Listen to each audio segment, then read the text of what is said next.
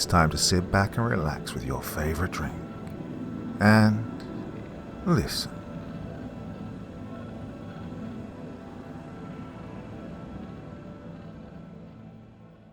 Operation Appletree by Luke Hemingway. Chapter 1.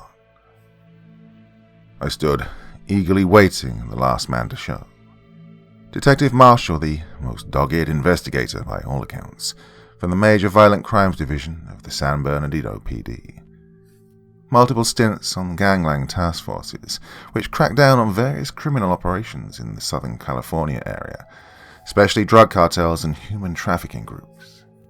The FBI and the governors felt it be beneficial to have another organized crime state specialist on the team, whilst also suggesting it be someone who wasn't from the local area, given the nature of the investigation, of course. No one came more recommended than this man. They spoke of his intelligence, integrity, service history, arrest record, and his ability to work as part of a team. Unfortunately, it seemed timekeeping wasn't one of those attributes. The rest of the 6-person task force was made up of myself, the task force leader, Supervisory Special Agent James Rodriguez, head of the Behavioral Science Unit, San Antonio HQ, who received the FBI Shield of Bravery in 2012 after assisting in bringing down the Swarm's criminal network. Ruth Maddock, world-renowned criminologist, multiple consulting roles on FBI projects, who received the FBI Shield of Bravery earlier this year after, despite being captured and tortured by the roadside slayer, led the authorities to his location. The next 2 agents were 2 men very familiar with the city we were based in. Special Agent Anthony Martinez, second-in-command of the FBI Internal Affairs Department, who had not only countless experience with investigating law enforcement, but he also grew up in Kansas City until the age of 22, when he moved to live in Springfield, Illinois. Then we had the second-in-command of the task force, Supervisory Agent Jerry Michaels, team leader of the FBI Organized Crime Department for the last 12 years, who'd spent 6 of the last 8 years in Kansas City, bringing down the KC Mafia and over 4 associated criminal parties as part of the second-largest RICO investigation in North America. And finally, Special Agent Sarah Mitchell, a team member of the Financial Fraud Department at Quantico, and a magician when it came to finding information and following the money. We were stationed at our covert headquarters on the outskirts of the city. We'd rented out a car body shop that had a rather large office space in the back. It was perfect for setting up our war room, where we'd have meetings and go through our evidence, strategy, and investigative findings. There were also a couple of smaller offices where we could conduct interviews with people that we wanted to keep private. The front of an auto repair business was ideal as we, along with any obtained informants, could access the premises through the garage entrance with them in the car. The FBI had sent a team to convert the office space to make it fit for purposes for what we needed, and they'd done a fantastic job, I might add, and they'd also paid the staff and the owner handsomely to sit at home for the next 6 weeks, meaning they were more than happy to sign the NDCs to do so. A team of trained security guards with firearms training were given overalls and would play the part of the workers during our stay. If any customers brought their car to be repaired, they'd be given the cover story of the shop being fully booked with the owner on extended vacation. In terms of our investigation into a clandestine network of organized criminals in cahoots with public officials in the Kansas City area and surrounding cities, we were done a favor by the outfit who murdered Detective Hansen and Thomas Danmore. Without Detective Hansen's confession to us on tape, we had no cause to launch an investigation. However, when they hijacked the transport taking them to the county jail, which was clearly an act of organized crime and collusion with a public officer, we had our authorization. Our cover story for investigating the KC Police Department for deep-seated corruption would look like a routine investigation into the murders of Hansen and Danmore, being carried out by an objective third party. Hence why it's worth having the illustrious Detective Marshall on board to keep up appearances. Oh, and speak of the devil. Marshall came rushing in through the meeting room door and took his seat at the table. He rearranged his disturbed tie back into a perfect sit. He cracked his neck side to side and then turned to face me. "My apologies. My flight was delayed, and then the city traffic was more backed up than my mother when she runs out of her brand cereal," he joked. A few scrunched faces and shaking heads as people chuckled at the crude humor. "Seriously, I've heard all about you, Agent Rodriguez. I almost took the Bureau's arm off when they told me I'd have the chance to work with the guy who brought down the swarm," the detective said in a commendatory way. "I was one of the guys," I said modestly. "Still, being stationed in SoCal, we saw a lot of the damage of their human trafficking rings on the border. So in my book, it's a complete honor, sir. Please." And the detective held out his hand, gesturing for me to start the presentation. I nodded, acknowledging his public show of respect. "Right, guys. Welcome to the initial team briefing of Operation Appletree, a robust and covert investigation into potential mid- to high-ranking local police and public officials colluding with or profiting from a, or multiple, organized criminal groups. We have been assigned to conduct our investigation over the course of the next 6 weeks," I opened with. I hit the button on the laptop, revealing the next slide. 2 mugshot pictures of Detective Mark Hansen and Thomas Tuck Danmore. Next to them were a trio of crime scene photos. The first was of the scorched remains of a minibus. Then alongside it was a crime scene photo of 2 charred corpses. The remaining photo was a satellite image of the discovery site. On March 13th at 1:14 p.m., a dark minibus posing as a prison transport arrived at the Kansas City PD depot. 4 armed men exited the van and fraudulently took the 2 prisoners, Detective Mark Hansen and Thomas Danmore, into their custody. They left the depot shortly after, at around 1:23 p.m. No more than 15 minutes later, another vehicle with the same color, make, and model turned up at the depot. Again, 4 armed guards exited this vehicle. These ones matched the description of the first set of guards, except these guards weren't wearing face coverings. They informed us they'd been held up by an automobile acting as a roadblock on Interstate 71 as they entered the city.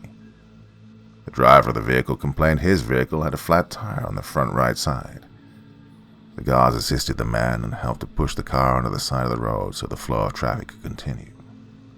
During this time, the fake transport took Hansen and Danmore out to this location, a remote field in Independence, Missouri, that runs along the Little Blue River. It was here the 2 victims were thought to be beaten, doused in gasoline, and set alight. I allowed those taking notes to do so, as I hit the keyboard, triggering the next slide. The slide showed the crime scene image of Officer Stevenson's pale and milky corpse, hanging from a noose fastened to a tree branch, his neck a purple, contorted mess.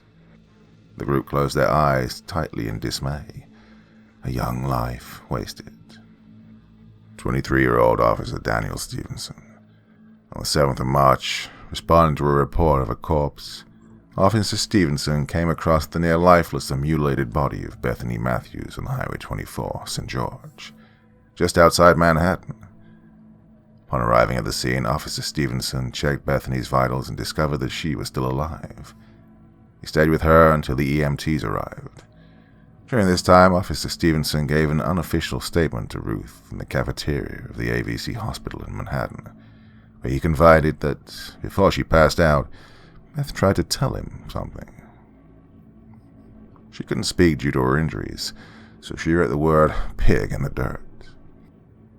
I pressed the button on the laptop, revealing the photo taken by Stevenson on his phone. According to the reports on Daniel Stevenson's death, on the 10th of March, a text was sent from the phone of Daniel Stevenson to his mother with the message, "I can't do this anymore. I'm sorry. X." His mother, obviously alarmed by this, reported it to his work. They traced the text to a cell tower near to where his body was discovered, hung from a tree.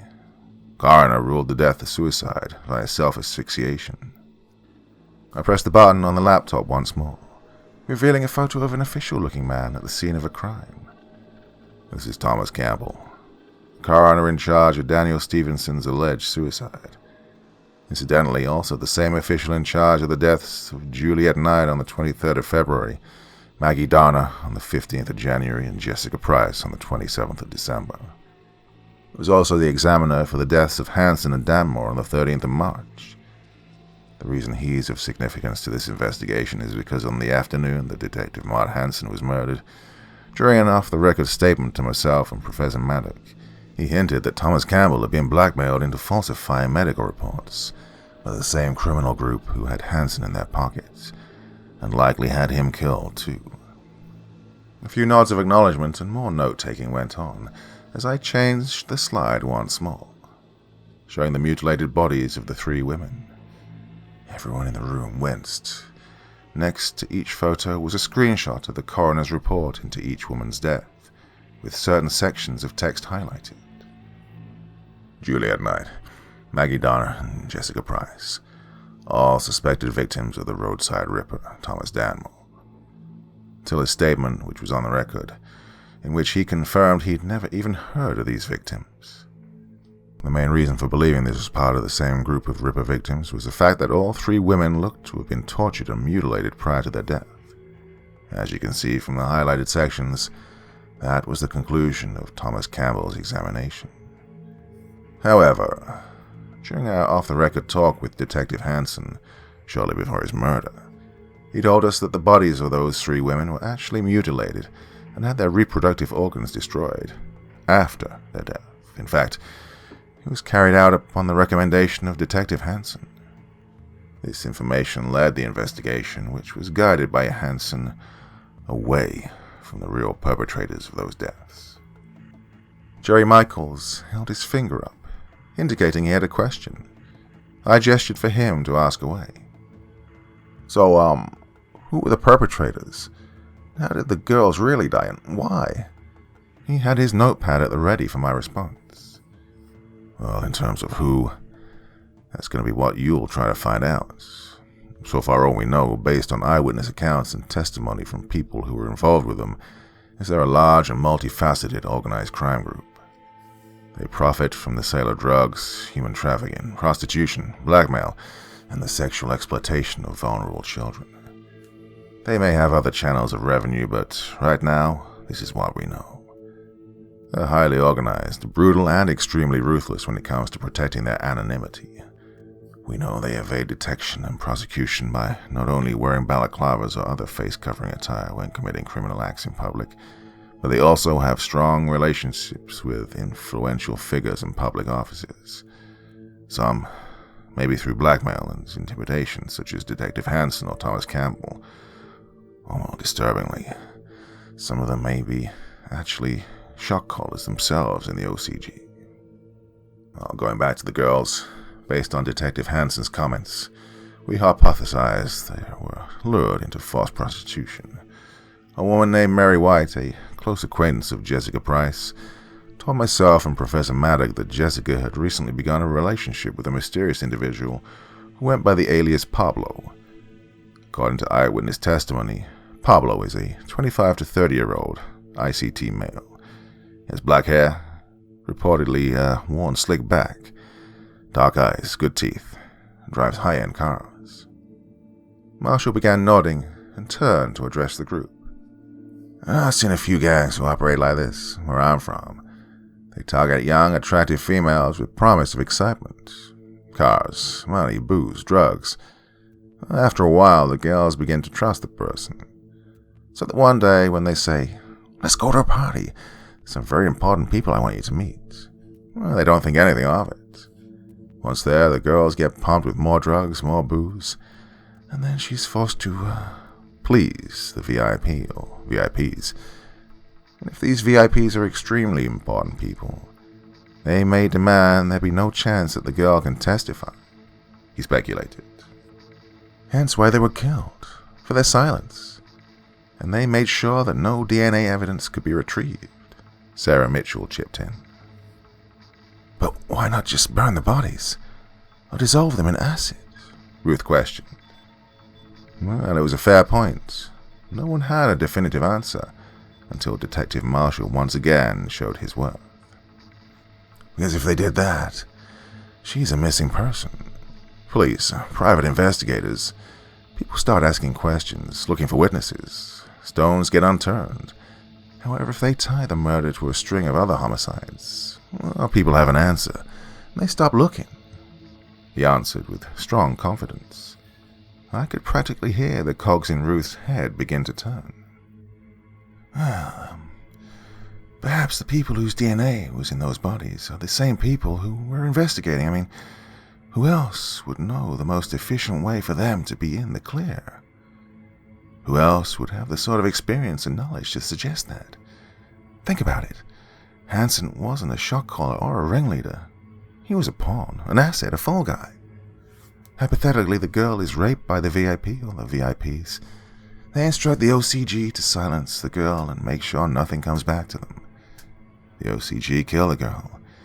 They then consult their contacts in the police, instructing they needed it so nobody's digging around asking questions. The contact advises the OCG to do one of two things. Make it look like suicide, as they did with Stevenson and Alan Price. Now, suicide's fine. But even with a suicide, the authorities would examine the body for DNA. Even with a cop and the coroner on board, they can't risk an independent team with their own medical examiner being called in. And so, the nominal instructs Hansen to focus the investigation on the roadside murders. Hansen tells the OCG, in order to pull this off, they need to mutilate the body and dump it on the roadside. They need to make it look like she was tortured first, then to mutilate the reproductive organs using various sharp and blunt objects. Well, this kills two birds with one stone, because not only does this frame Danmore for the murders, but it makes it practically impossible for DNA to be extracted from inside the victims. Hansen made a comment to me and Agent Rodriguez during his interview, something about how the disbandment of the Swarm's criminal network left a lot of people in positions of power and influence, needing another outfit to fulfill the obligations they could no longer fill. Ruth explained to the group. So, what is it you're saying? Martinez asked. Well, they just killed Thomas Danmore, so they can't pin the murders on him anymore. And there had to be others. I mean, Hansen indicated he'd been under these people's thumb for more than 10 years. So the chances of other girls out there who were killed in similar circumstances to Juliet, Maggie, and Jessica, they're large. It's an avenue we could look into. If we can turn the coroner, maybe that can point us in the direction of something. Ruth gestured towards the group, looking for acknowledgement. Everyone agreed with me.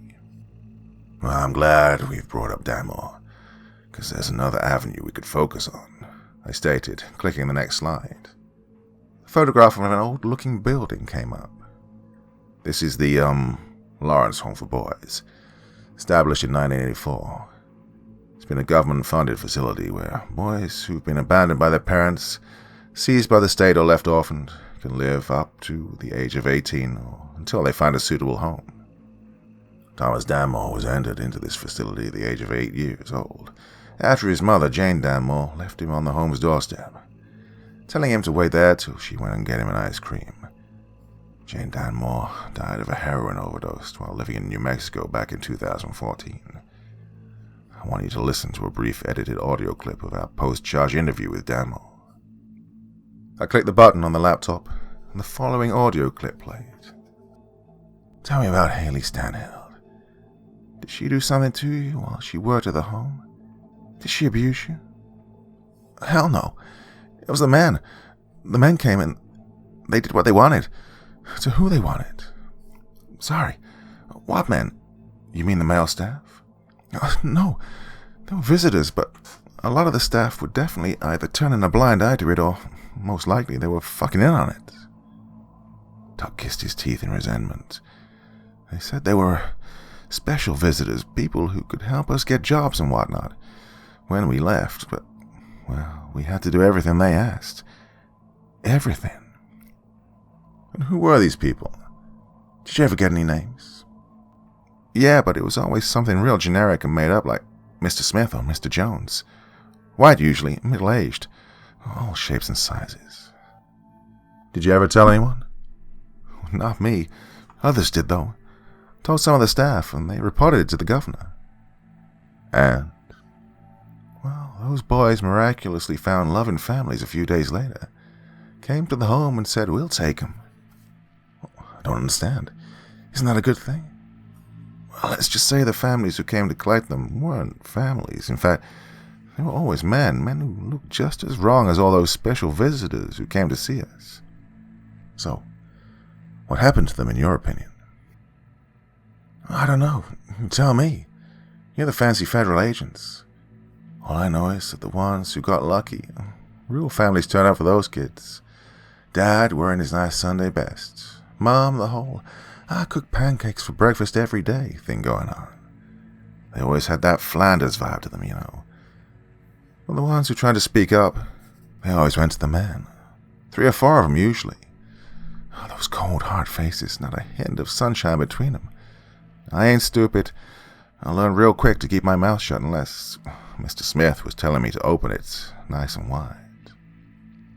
Haley was one of the good ones. She used to look after us, best she could anyway. One day I came to her with an injury. Real bad anal tear, wouldn't stop bleeding. I told her what happened. She took pictures for evidence and all that.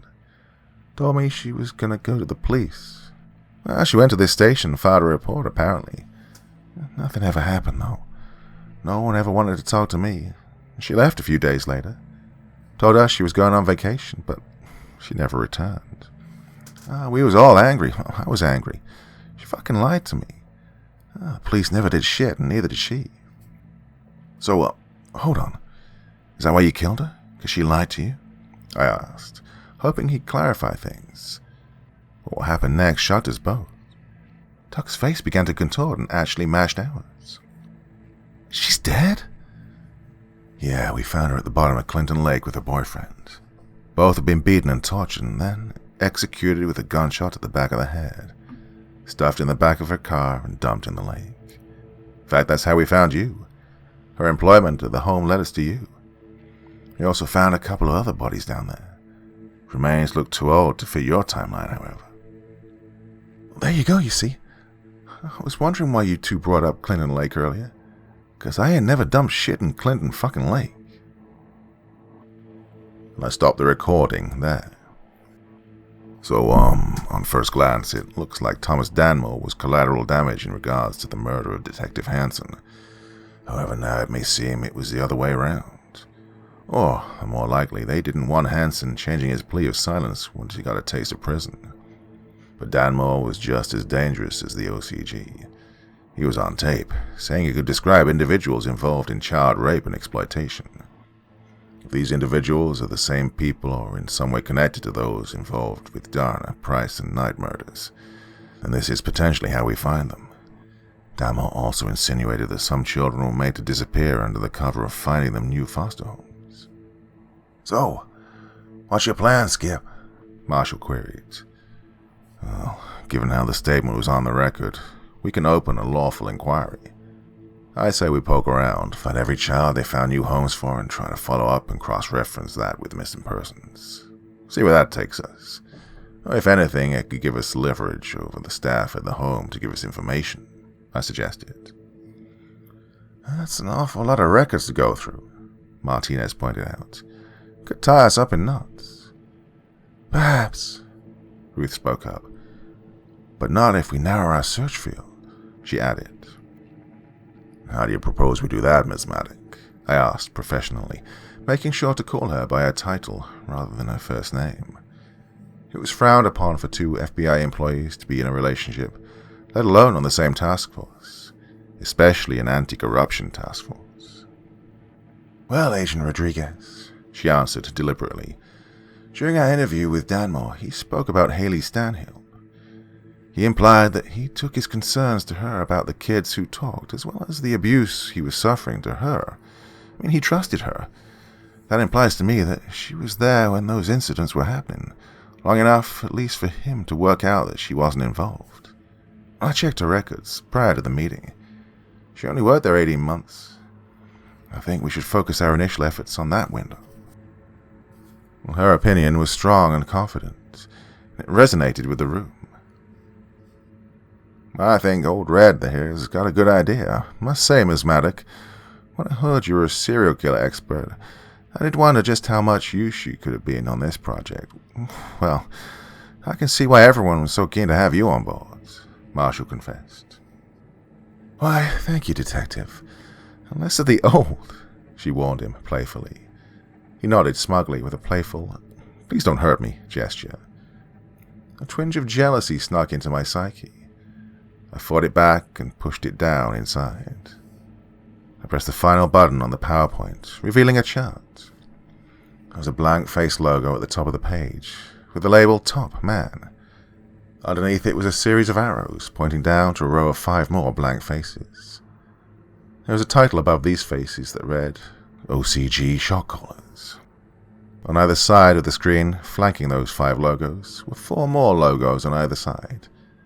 The left side was labeled OCG Contacts Police, and the right was OCG Contacts Political. Both these sides had arrows linking them for OCG Shot Callers. Underneath this row was a large row of 12 faces. These were labeled OCG Associates. The final row had around 6 blank logos, 2 of which had been filled out. This row was titled OCG Pawns, and the 2 logos which had been replaced with photos were that of Detective Mark Hansen and the coroner, Thomas Campbell. Hansen's photo had a red X over the top of it. This is just a visual representation of the gang's hierarchy. Right now it's purely speculative, though. One of our objectives is to paint a better picture of how this group operates. However, the 2 sections that our priority objective is to uncover are these 2, I said, pointing at the 2 sections labeled OCG Contacts. Well, Hansen isn't with us anymore, so our current way in is Campbell. If we can convince him to talk, he could give us information on the people running him. Whether that be on the contacts we're searching for, I don't know. But even if it's an OCG associate, we'd have a better idea of how this group operates, and we can go from there, I summarized. How about me and Red take on the home? We'll see if there are any anomalies in the adoption records. Seeing as she's a public face with the Danmore case, it won't raise any suspicion. I'm from Sandino. No one will know I'm not the detective on the case. We could go in under the cover of looking for witnesses. See if there are any other kids who he may have kept contact with, confessed crimes and burial sites. A lot. Marshall gestured to Ruth, wanting her acceptance. And there was a little part of me wanting her to say no. I say little, but it was all of me. Unfortunately, it was a good plan and everyone, including Ruth, knew it. She accepted. I'll pull the list of missing and unregistered children during and shortly after the period that Haley Stanhill worked at the home, Sarah Mitchell offered. Marshall gave her an affirmative nod and a wink. Okay, I said, trying to hide my jealousy. And myself, Supervisory Special Agent Michaels and Special Agent Martinez will go find the coroner, rattle him, see what shakes loose. Agent Mitchell, you stay here and go through the financial records for every police officer from Kansas City PD. Look for any signs these officers may have received a large cash sum. May give us another chance of arrests or assets. What, everyone good? Aye, aye, Skipper, Marshall exclaimed with a military salute. Oh, yeah, everyone else agreed in unison. Then we all left the meeting room and went to work. Chapter 2. That afternoon, the sun was high above the busy backdrop of Kansas City as myself, Michaels, and Martinez headed in our rented Chevrolet Suburban to the Jackson County Coroner's office. Michaels turned to me from the driver's seat. So, Super, how are we playing this? Because he's not going to turn on these vicious individuals, knowing we've got no evidence. Without Hansen on record, and, unfortunately, all the 3 murdered girls now cremated, we have nothing to leverage, he alerted. He's right, Martinez chipped in, and I nodded smugly. Yep, we don't have any evidence, you're right. Well, apart from one thing. I turned to the 2 men. They cocked their heads. He doesn't know that, I stated with a wink. The vehicle came to a halt outside the grey building. We made our way in. As we were heading up to the entrance, Martinez placed his hand on my shoulder. Hey, how are we doing this? He hushed in my ear. Just follow my lead, I instructed. We walked up to the front desk and I told the receptionists we were here to see Thomas Campbell in regards to the 13th March prisoner hijack. She put a call through to his office, and it wasn't long until she picked up the phone again, confirming that we could go through. Thomas Campbell looked a feeble man.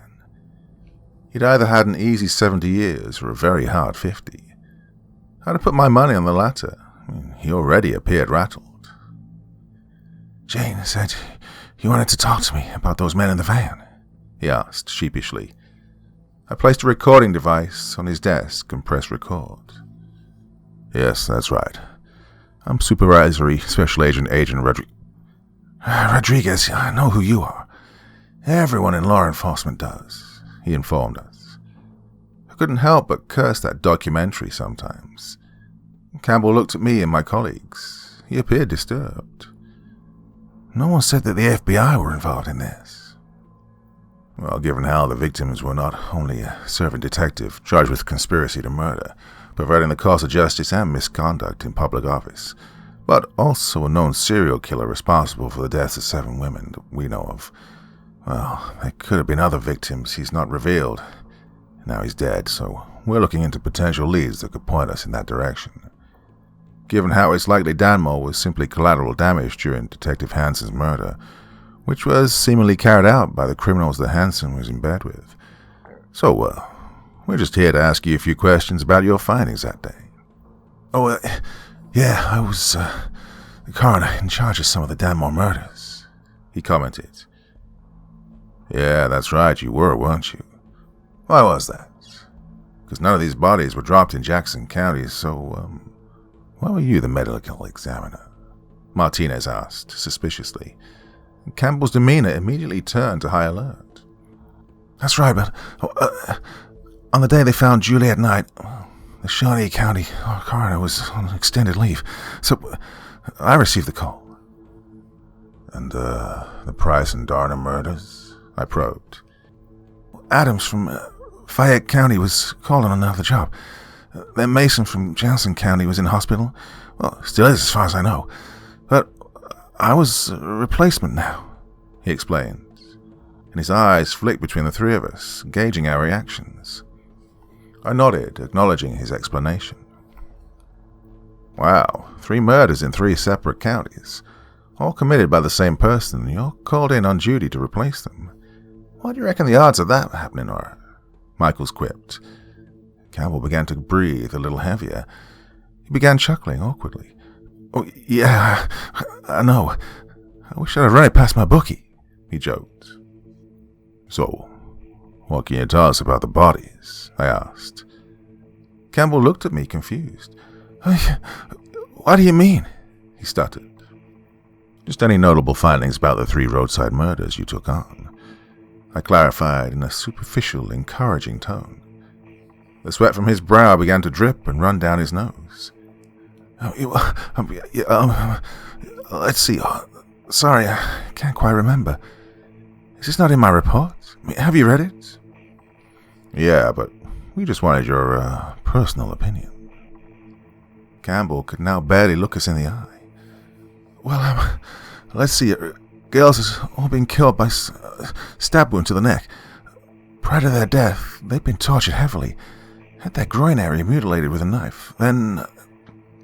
I cut him off. "Sorry, prior to their death?" I asked with a theatrically confused look on my face. Well, Campbell was red as a beetroot. Time to go in for the kill. Yeah, was that not what you were expecting?" he asked, his eyes desperately flickering between the 3 of us.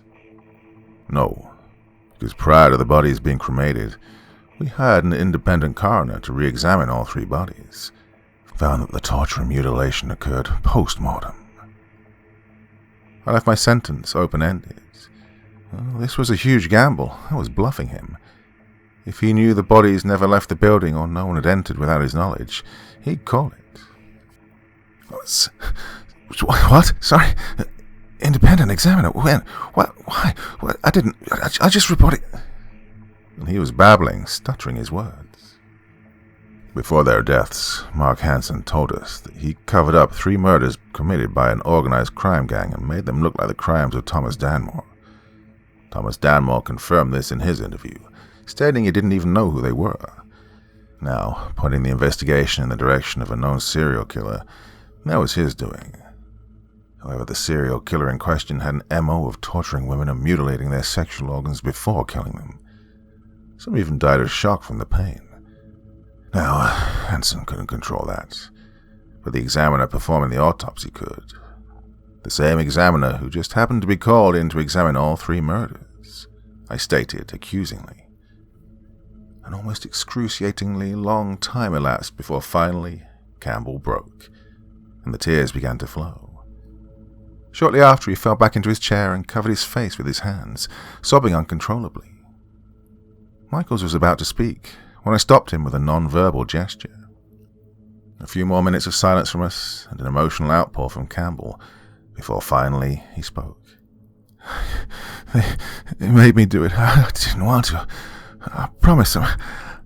I had no choice, he muttered through his hands. Thomas Campbell, I'm arresting you on suspicion of malfeasance in a public office and perverting the cause of justice. You have the right to remain silent. Anything you say can and will be used against you in a court of law. You have the right to have an attorney present whilst we question you. If you cannot afford one, one will be appointed to you. Do you understand these rights? I asked officially, and Campbell nodded. Can you please verbally confirm for the tape? I commanded. Yeah, I understand, he stated through his sobs. Okay, I'm not going to cuff you. However, if you do not comply and come with us to an interview, then I will. Mr. Campbell, there's a way out of this for you, you know. But if you make me drag you out of here, arms behind your back, then the deal is off. The choice is yours, I said, my tone now friendly and supportive, giving him back the element of control. We didn't need the cuffs. Thomas Campbell came quietly. He told the front desk to hold all his calls for the rest of the day and gave the woman the cover story that he was helping the FBI with a new case. What made that such a good cover story is that it was entirely true. Well, we hoped anyway. Campbell was ushered into the back of our vehicle, making sure that no one was watching. He remained silent, head down, throughout the entire journey back to TFHQ. The car pulled into the lot of the body shop. We radioed the guard unit and the shutter door was raised. The car slid inside and they closed the door behind us. When we arrived, it seemed Detective Marshall and Ruth were still at the home. Campbell was stashed into one of the set-out interview rooms. Whether it be remorse or shame, I don't know, but Campbell waived his rights to legal representation. The 3 of us spent about an hour going through the interview prep. Given how it was just going to be Campbell by himself, we decided it would be better to have 1 man conducting the interview rather than 2, and that 1 man would be myself. I opened the door to the room containing Thomas Campbell. He was sat still, his eyes wide, staring vacantly into his lukewarm coffee. I watched him for a few seconds. He didn't acknowledge me. I took a seat across from him at the table, placed a file in front of me, and turned on the tape recorder. Operation Appletree, Anti-Corruption Task Force interview with Thomas Campbell, the Jackson County Coroner. Interview commencing at 15th May 2019, 2:34 p.m. Interview being conducted by Supervisory Agent James Rodriguez. Mr. Campbell has been read his rights and has waived his right to legal representation. I spoke clearly and officially before leaving a brief pause, waiting for Campbell to meet my gaze. And after a few seconds, he did. Mr. Campbell, you're under federal arrest for perverting the cause of justice and malfeasance in a public office.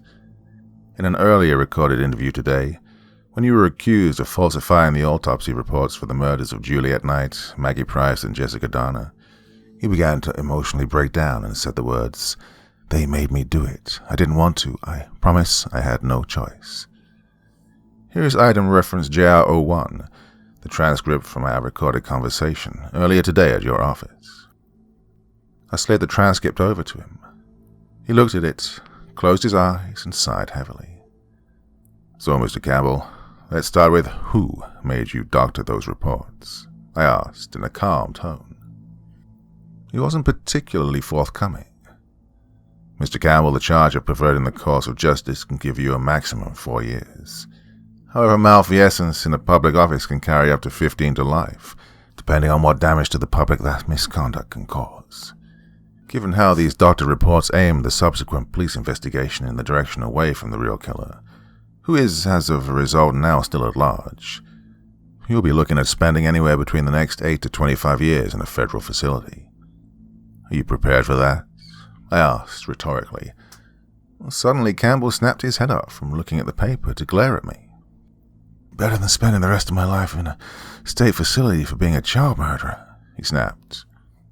I looked at him, my head cocked. Gobsmacked was an understatement. Sorry, what are you saying here, Mr. Campbell?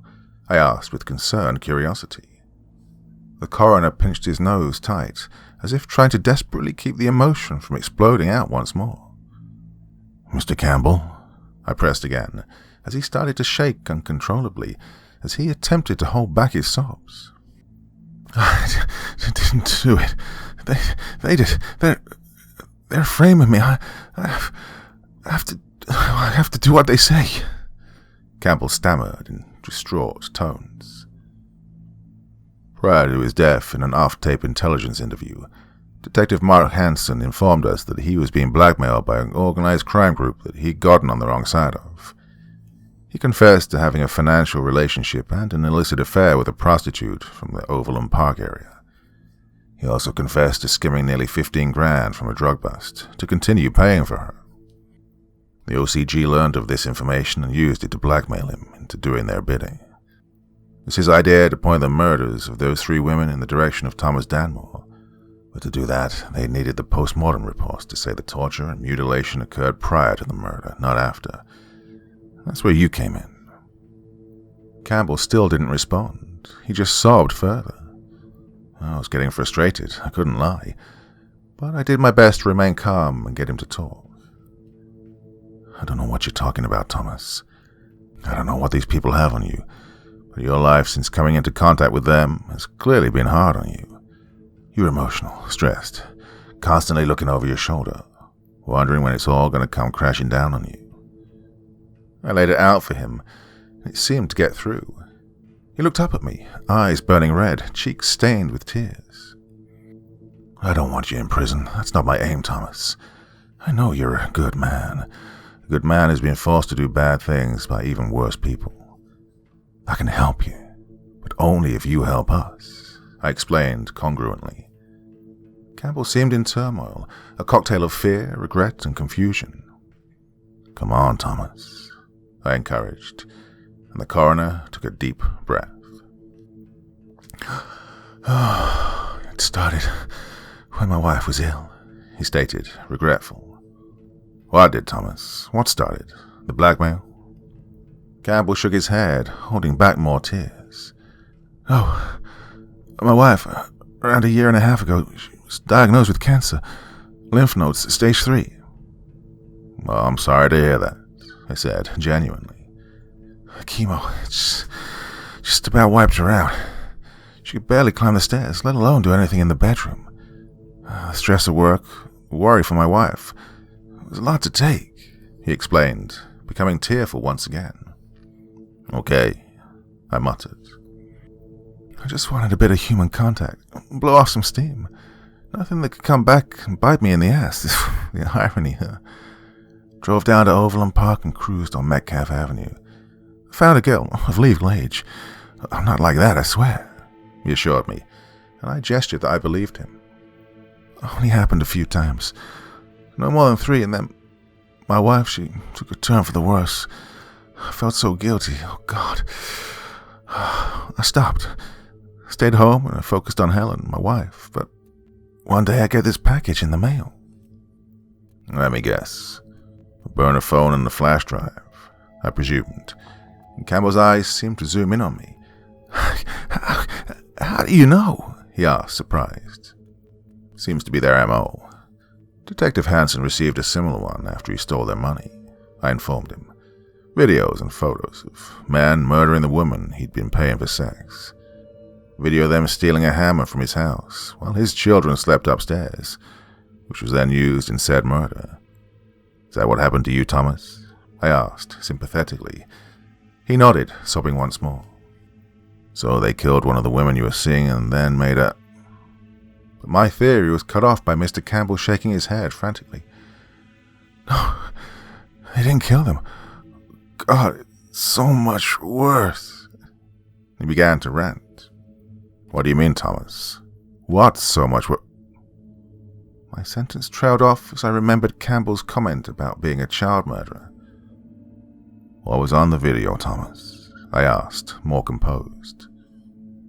It was a child, he exclaimed, his hands covering his face as a sound of more muffled cries burst from in between his fingers. Who was the child, Thomas? I asked calmly. Campbell pulled himself together. I don't know.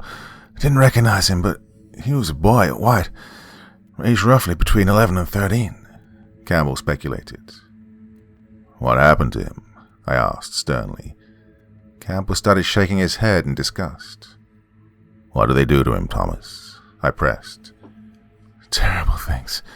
Things that I'll never be able to get out of my head, he yelled in a manic tone. So, how does this child, you don't even know, tie to you? In order for them to blackmail you...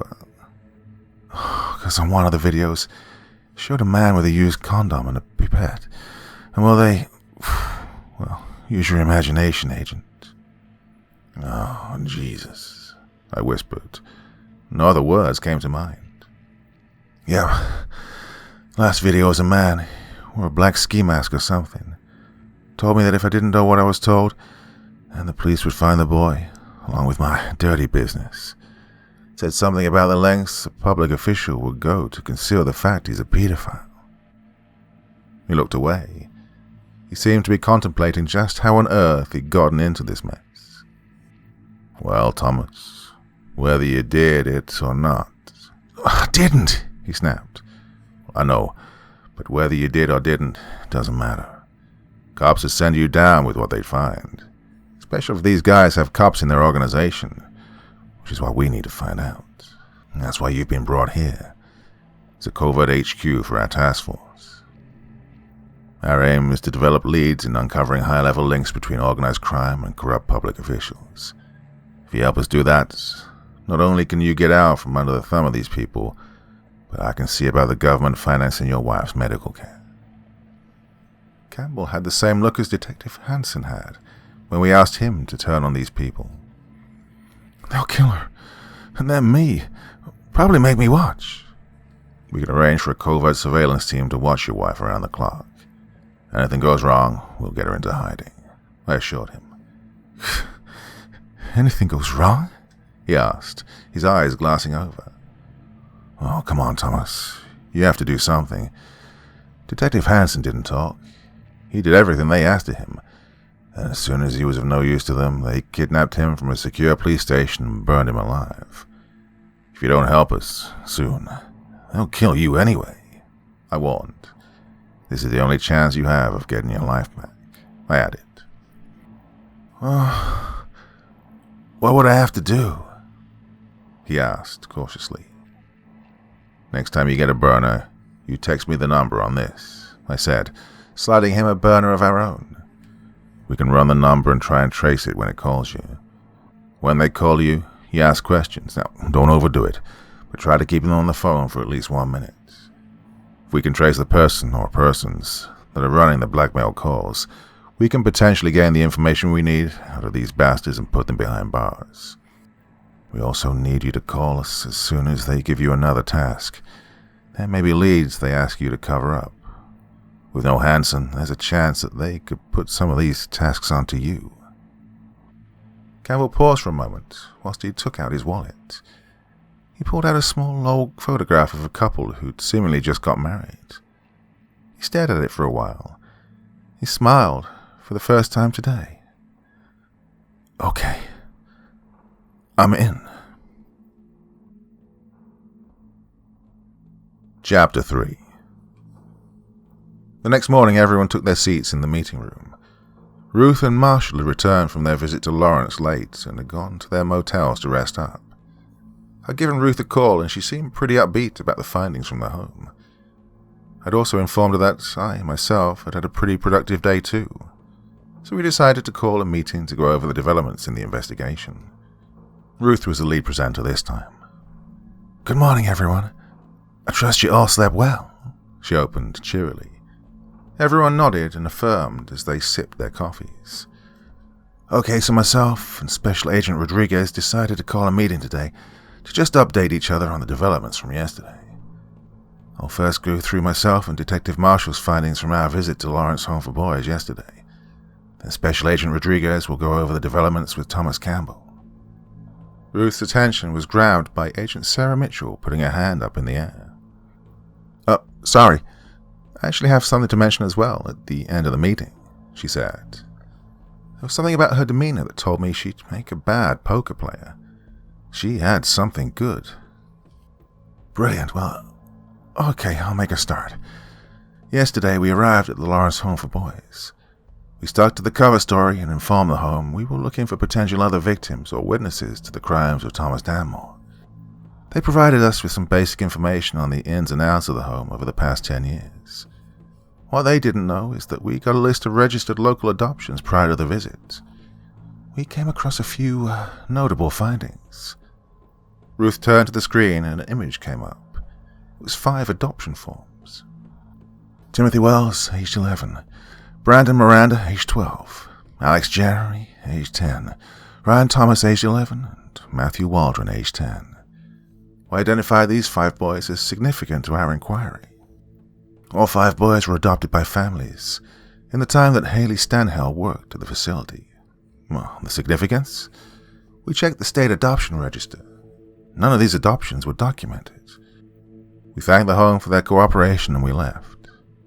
We spent the rest of the day chasing up these leads. We looked into the families these boys had supposedly been adopted by. All the names of the adoptive families were linked to people who'd been dead for over 20 years. We checked every education database in the surrounding states. None of the children have been registered in any state or private school. We believe these are the children who may have tried to raise concerns about child sexual exploitation at the home." As Ruth laid out these findings, something came to mind. "Ruth, who's the most recent of the children to go missing? And do you happen to have any images of the boys?" I queried. Let's see. The most recent to leave the home was Ryan Thomas. Checked out of the home on December 20th. We have images of all the boys." "Why?" she asked curiously. I stood up and gestured for me to take over the presentation. "Yesterday, myself, Michaels, and Martinez arrested Thomas Campbell on charges of perverting the course of justice and malfeasance in a public office, after he confessed to falsifying autopsy reports. He confirmed our suspicions that an OCG was blackmailing him into doing so. The reports saying the mutilation of the bodies occurred pre-death, aiding Detective Hansen in aiming the investigation in the direction of Thomas Danmore, instead of other suspects. Campbell, in return for surveillance on his wife to ensure her protection and immunity from prosecution, has agreed to not only divulge what he knows to us, but work as an informant for us going forward. The reason I wanted to know about Ryan Thomas is because during my interview with Campbell, he confessed the OCG were blackmailing him by threatening him, to frame him with the rape and murder of an 11-year-old boy. He confessed to having a handful of sexual encounters with a prostitute from the Overland Park area, coincidentally the same area where Detective Hansen met Cindy, who he was threatened with being framed for murder. Clearly there's an OCG presence of some sort in that area. Maybe they even run the girls down there. They instructed one of the girls to keep the condom after their encounter with Campbell.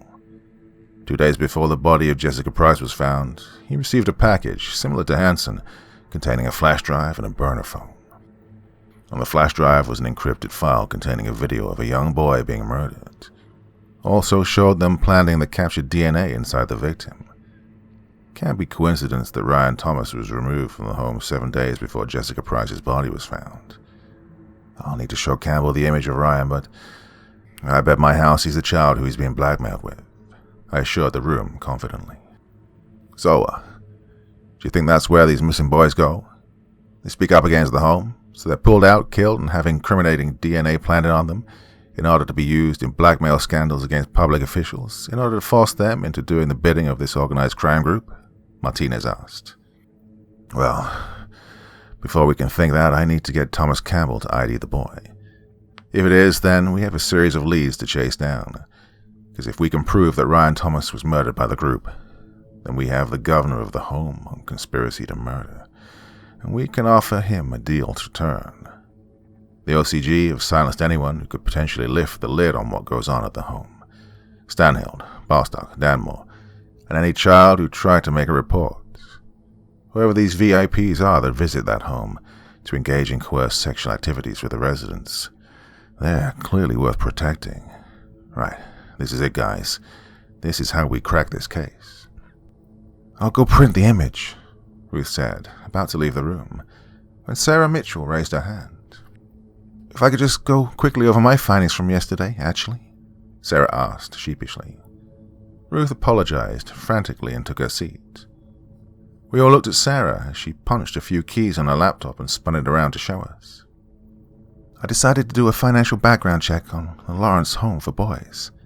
After Professor Maddock and Detective Marshall sent me the names of the boys to check the education registers, I cross-referenced those names with the home's government welfare payments. The home is still claiming the payments for the care of those boys. Brandon Miranda, who was adopted 20 months ago. In that time, the home has fraudulently claimed around $30,000 in embezzled income. Throw in the other 4 boys, and you're looking at around $80,000 in the last 18 months. I noticed that the money was funneled into an account that's marked for facility upgrades. The account belongs to an offshore firm registered in the Cayman Islands, and over $350,000 has been deposited into that account in the last 10 years.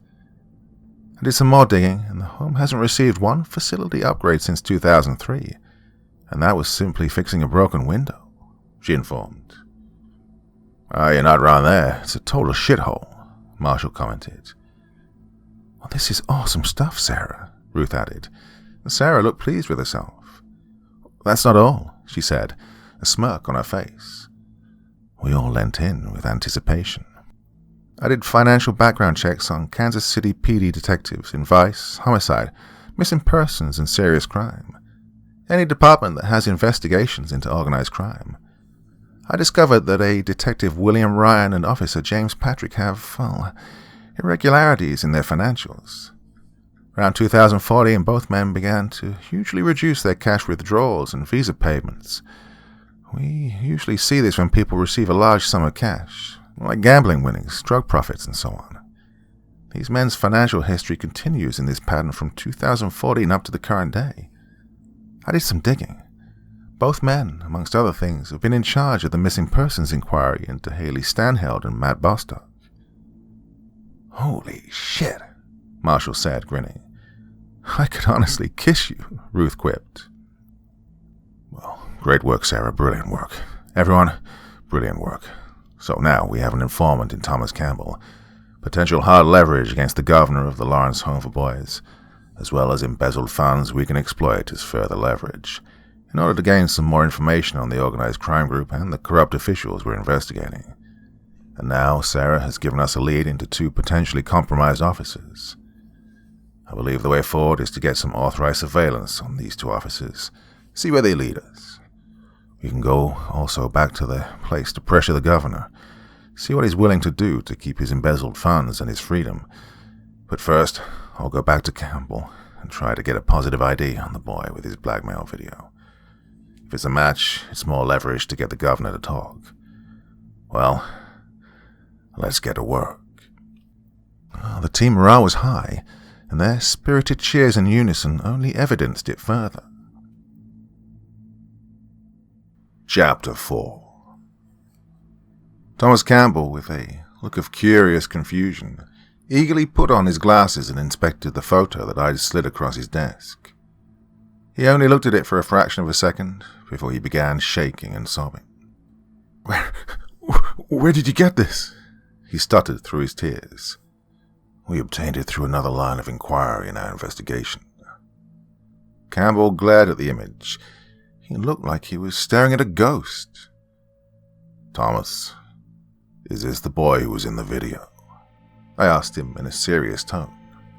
His tears were all the confirmation that anyone would need, but I needed him to say it.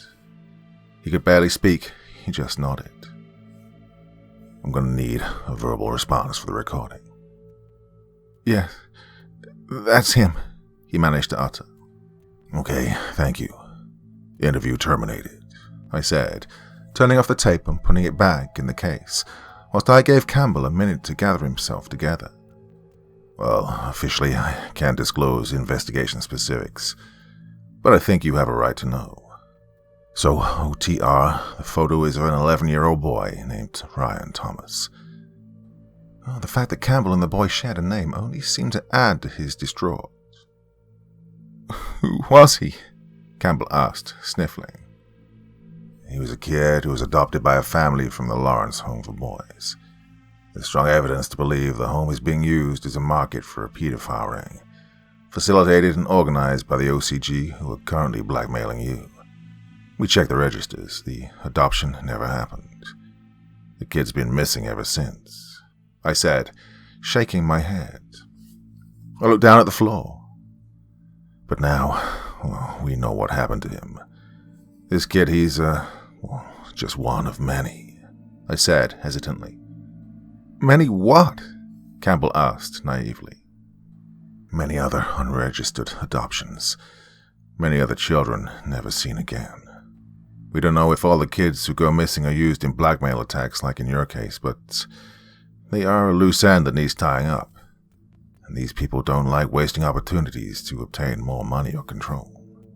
Campbell teared up once more, frantically looking up at the roof as if trying to find whatever god was up there. Have they contacted you recently? I asked. No, not heard anything. Maybe they've left me alone? He speculated with hope. I gave him a sympathetic smile. I really don't think that's likely, Mr. Campbell. The fact you're alive shows they aren't done with you. Detective Hansen was just as useful to them as you, and when he wasn't, despite refusing to talk to the police or the FBI, they made sure he never spoke to anyone ever again. The seriousness of my tone wasn't lost on Campbell. His face fell into his hands. So, what do I do when they call?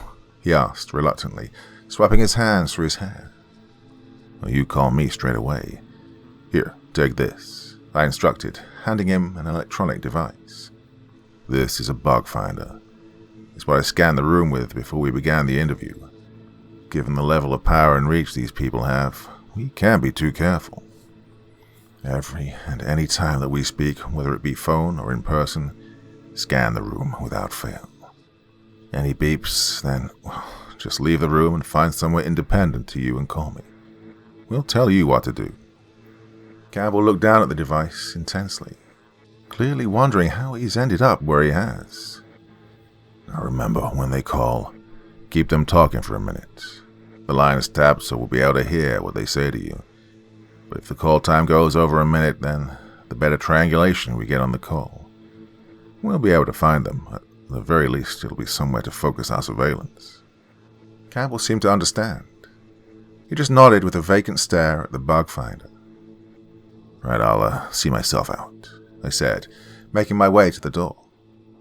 I opened it, and just before I closed it behind me, I looked back. Campbell was still sat in the same position as he had for the past few minutes.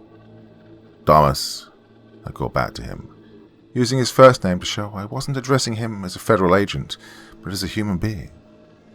He looked up at me. We will get these bastards, I promise you, I assured him sternly. He gave me a half smile back, and then I exited the building. Later that afternoon, I was back at HQ briefing the team. We had produced an evidence and leads board on the main wall of the briefing wall. I'd replaced the photo of the Ryan Thomas back with the rest of the other images of missing boys that Ruth had put together yesterday. I also pinned some tape, connecting the image to the photo of Thomas Campbell. Me doing this in front of the team was a demonstration of my findings this morning. So, I've spoken with Thomas Campbell. He's confirmed that Ryan Thomas is the boy whose rape and murder is being used as a blackmail tool to control him into falsifying those 3 autopsy reports. which means now we have the Lawrence Home for Boys governor, Ian Malik, on conspiracy to murder. That's a much bigger bargaining chip than embezzling state funds and fraud. He's greedy. Greedy people don't like prison more than anyone. Too accustomed to the finer things. So, Sarah, I want you to have that construction account frozen, as well as Mr. Malik's personal accounts. Then, tomorrow, myself and Ruth will go down there and bring him in. Try and turn the screw with Ryan Thomas. If he can tell us who took Ryan, then we know who's blackmailing Campbell. And then, when we get the location from the call traces, we can bring these guys in, and boom, we have a huge chance of finding these high-level links between criminals and corrupt officials. In the meantime, Detective Marshall, I'd like you to go down to Overland Park. Go talk to the girls on Metcalf Avenue. Wear your civvies. Look for a girl named Kim. Mixed race, curvy. 5'8", 125, 135 pounds. Red curly, shoulder blade length hair. Apparently, wore large golden hooped earrings on all 3 occasions. I instructed. Which 3 occasions? He asked curiously. I nodded, subtly acknowledging his valid question. The 3 occasions on which Thomas Campbell engaged in sexual activity with a prostitute, who saved a sample of his semen in order to pass on to the OCG. During my interview with him in the next room, this is the name and description he gave. He also told me on all 3 occasions she took him to the South Creek Motel, where they engaged in sexual activities for an hour. And again, on all 3 occasions they entered room 412. Campbell said she never paid. She simply picked the key up from the front desk. Whoever's running her must rent the room for the day. So, Martinez, Michaels, you get down to the motel, wait in the parking lot. When Marshall attains Kim for the hour, you 2 gain access to the room and hide in the bathroom. When Marshall has her inside, lock the door, and then you guys will have just about an hour to break her and get her to talk. I instructed. Marshall, Martinez, and Michaels all grinned and nodded with enthusiasm. What are we doing about Detective Ryan and Officer Patrick? Sarah questioned. I hinted a sense of annoyance in her voice. Don't worry, Sarah. I've not forgotten about them. I've got them under covert surveillance as we speak, I assured her. She wasn't satisfied. But these 2 are on the take. They were the 2 officers in charge of Haley's disappearance. They made sure she remained that way for nearly 5 years. These guys have been receiving payments from an undisclosed source ever since. They must know something, she ranted. Detective Hansen was under their command even longer, and he didn't know who was running him. I guarantee these guys don't either. And if we move on them now, they will say nothing and these bastards will know we're onto them.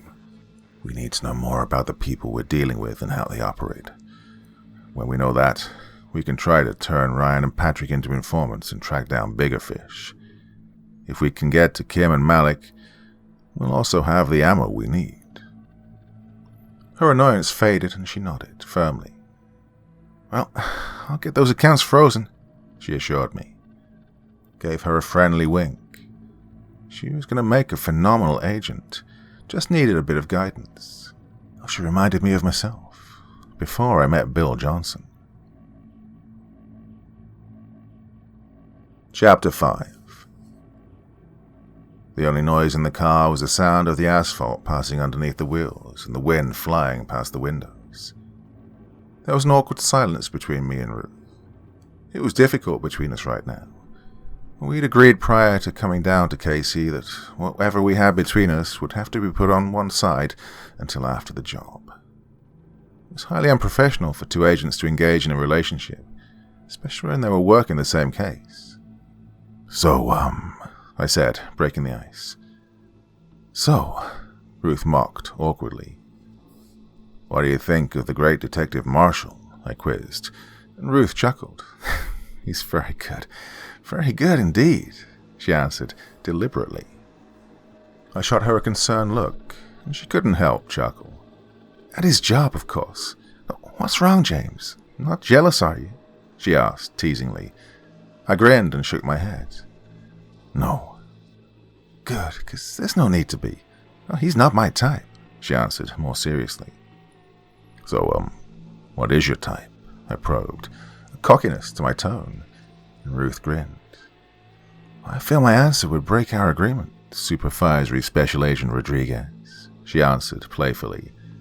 I nodded and smirked in agreement. "James?" "Yeah?" "Insecurity is not a good look on you," she teased further, and we both began laughing as I frantically denied being insecure. When the moment was stopped by my cell phone ringing, I looked at the caller ID. "Speak of the devil, huh?" I quipped, and I answered the call. "Hey, Skip. Just letting you know, I have eyes on Kim right now, or at least someone matching her description. Just wanted your advice on how to proceed in engaging her," Marshall said. "In what way?" I asked curiously. "Well, Martinez and Michaels reckon I should ask her if she's called Kim. Say a friend recommended her. This way we confirm her identity, but..." Well, I cut him off mid-sentence. "Absolutely not. If we take that approach, she'll get suspicious. She'll ask who recommended her, and we can't say Thomas Campbell. If you give her a name that she doesn't know, she'll become suspicious," I commanded. "Great mind, Soup. I had the same concerns," he said in agreement. Are there any other girls matching the description?" I probed. "Nope, not that I can see anyway," he replied. "Okay, take one more cruise around the area. If she's the only nominal matching the description, then engage her. Try not to ask her name. Try to get her to offer it, voluntary. She'll be less suspicious. If she doesn't take you to room 412, then we have our target. If she takes you to room 412, then we have our target. If she takes you elsewhere, then you have my permission to press her more on her identity. Let me know how you get on. Send me a text with just the letter K if you have her. We're just pulling up at her home now." "All right. Glad I checked in with you. Good luck with Malik," he said, wishing us well. "Yep. See you back at base," I responded bluntly. I ended the call as Ruth eyed me with narrow eyes. "We're 25 minutes from Lawrence," she stated suspiciously, and I grinned. "You're right. He's good at his job. I just don't like cocky detectives," I confessed. "Oh, you're just jealous," Ruth teased once more. My grin disappeared. "No, look, there's just something about him." Ruth looked concerned. She placed a hand on my knee. I looked down at it. God, I'd forgotten how good it felt when she touched me, and I met her gaze. "James, I think you've been on too many cases involving corrupt officers. You once told me the swarm had 150 dirty cops in their ranks. Hell, they were even run by the FBI's director, for crying out loud. Then there was Frank Adam, Jim Mellor, Detective Hansen, now potentially Ryan and Patrick. I think you've honestly just seen a successful detective who's cocky and wears flashy suits, and you're simply, well, out of habit assuming he's dirty. To be perfectly honest, I can't even blame you. But I think after this task force finishes, you should take a break. At least from these types of cases anyway," she advised sincerely. "Well, that's the thing, Ruth. The corruption seems to be just rearing its ugly head no matter which case I investigate," I said, shaking my head. Ruth looked down. It was hard to argue. "You've just got to have faith that there are some good officers out there, like you, Bill Quince." Both of us looked forward. The guilt was still there between us. "Yeah, and I'm sure you know plenty more too," Ruth added, quickly moving past him. "Okay, I promise. I'll be more trusting," I assured her, and she smiled appreciatively. I smiled back. We walked through the visitors' entrance of the Lawrence Home for Boys. The old building didn't look like it had ever had any construction in its 37-year history, let alone $350,000 worth in the last decade. We pressed the buzzer, and after a few seconds, a female voice came over the speaker. "Hello?" "Supervisory Special Agent Rodriguez and Agent Ruth Malik. Here to see Governor Malik." He's a little busy right now. Do you have an appointment?" "Don't worry, darling. We'll wait." I stood my ground, and a few seconds later, the door buzzed open. We pushed it open and made our way inside. We made our way into the waiting area by the front desk. The receptionist was on the phone, and by the sounds of it, she was getting an earful. I don't know, sir. I've contacted the bank and they... Yes, sir. That's what I'm trying to tell you. They say that the accounts are frozen, and they'll remain so pending the outcome of an investigation. She winced as whoever was on the phone, I'm guessing Ian Malik, gave her some more grief. Well, I don't know, sir. They say they can't say. Her head fell into her hands again, and as Malik took his frustrations out on her, she struggled to get a word in. I snapped my fingers, getting the girl's attention, and she looked up. "That's why we're here," I said, widening my eyes, indicating to the girl to let us through. Yes, sir. Yes, sir, she snapped, and she took a deep breath. There's 2 suits here to see you. They say they're here about your account. No, they're not from the bank. I think they're from the FBI. Okay, I'll send them in. She placed the phone back on the receiver and glared at us both. He says go through. Ruth and I rose from our seats and walked forcefully through to the governor's office. Ian Malik was a rough-looking man. He was no oil painting, that's for sure. His teeth were crooked, chipped and yellow from years of pulling on cigarettes. His nose was long, pointy, and almost goblin-like. He had dark, curly bangs which framed his scowling face. He possessed a small, dinky build, dressed in cheap slacks and a white button-down shirt, which looked like it had been worn for the 4th time this week. He docked his cigarette out into the ashtray after a large drag. As we sat down across from him, he blew the smoke in our direction. "So it's you wee pricks I got to thank for my money being frozen?" he asked sarcastically, a deep and broad Scottish accent, which, if I wasn't mistaken, seemingly originated from the region of Aberdeen. "That's correct, yes," I responded calmly. His calculating eyes glared at us for a handful of very awkward and intense seconds. "So, why have you done that then, he asked, and he smirked at his cold arrogance. "Because, Mr. Malik, that's what the federal government do when you're suspected of a crime. Strongly suspected of a crime," I told him, very slowly and deliberately. "Do I, need my solicitor here?" he asked threateningly. "Depends on who your solicitor is, I guess," I replied. "What's that supposed to mean?" he asked with a cocked head. "Because if you were to, let's say, be represented by someone who has similar interest, I wouldn't want you to have any, conflicts." "Conflicts?" Malik quizzed. "Yeah, you know, of interests." I gave him a look waiting for the penny to drop. Malik grunted a grin at us. "I don't know what you're talking about, Agent," he said in a manner that was obviously showing that he knew what we were talking about. "But, hypothetically, what makes you think I'd want to grass? Just 'cause you pricks have frozen my bank account. I'm hardly Richard Branson, you know," he added, with a disgusting, smarmy tone. There was something about his demeanor that suggested he thought he was untouchable. Ruth smirked. "No, you're right. You're not Richard Branson, Mr. Malik, but Brandon McCann, on the other hand." Ruth's tone and her cocky expression told Ian Malik that, in fact, he wasn't untouchable. "I have no idea who that is," he asserted, but a little less cocky this time. "Oh, really? That's strange, 'cause he's been your construction manager. He's apparently worked for you for over 10 years. I honestly think I should contact my solicitor." Malik was now panicked and rumbling in his desk, presumably for a phone. "I would think very carefully about that, Mr. Malik," I demanded, halting Malik's attempts at making contact with anyone. "Because believe me, embezzling funds from the government is just the tip of a very big iceberg." My tone told Malik that we knew everything. He placed his phone back in his drawer and folded his arms.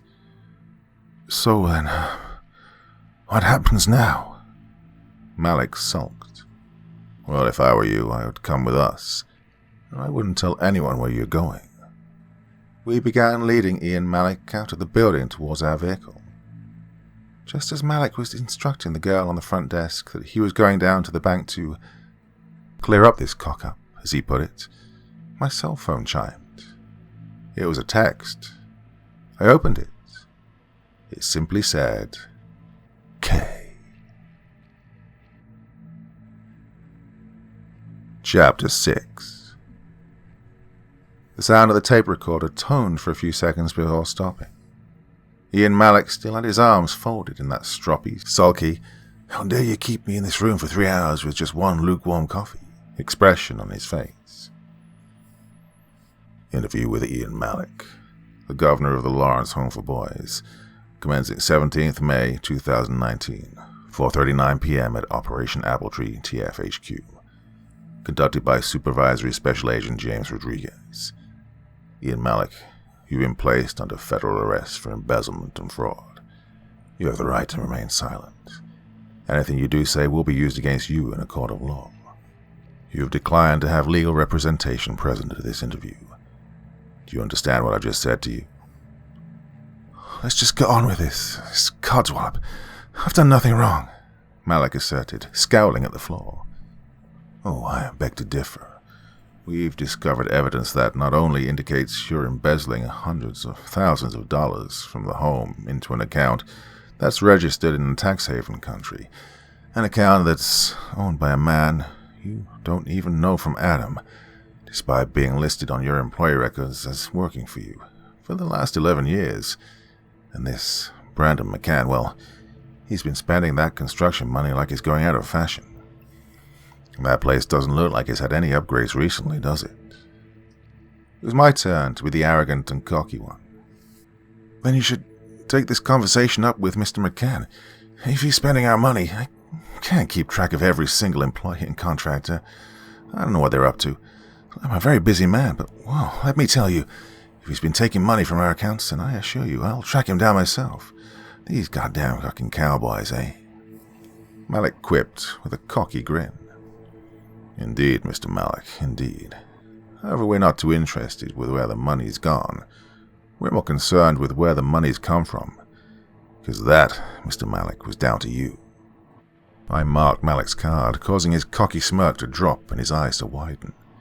He quickly pulled his front back together and continued scowling. Oh, of course it came from me. Who the fuck else would it come from? I'm the bloody governor, for Christ's sake.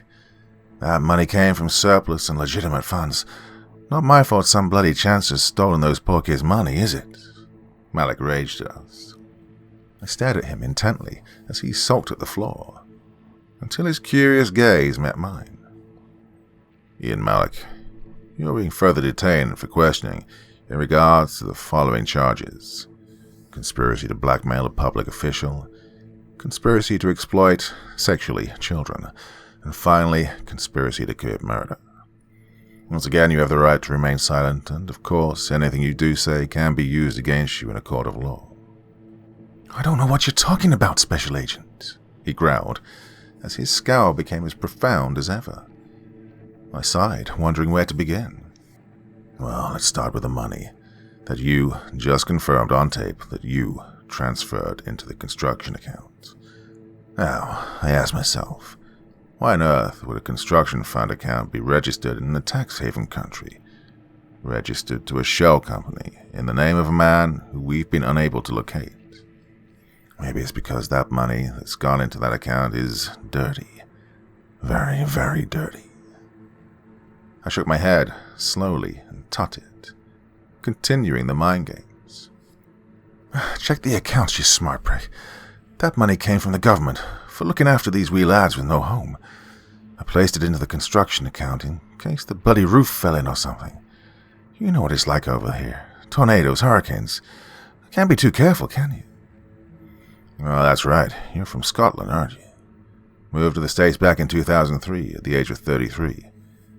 You see, that's what we're doing while you sat in here nursing that coffee. We've been doing our homework on you.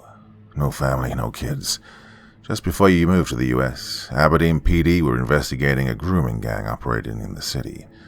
One of the kids managed to report the abuse and 12 individuals were brought in for questioning, one of which was you.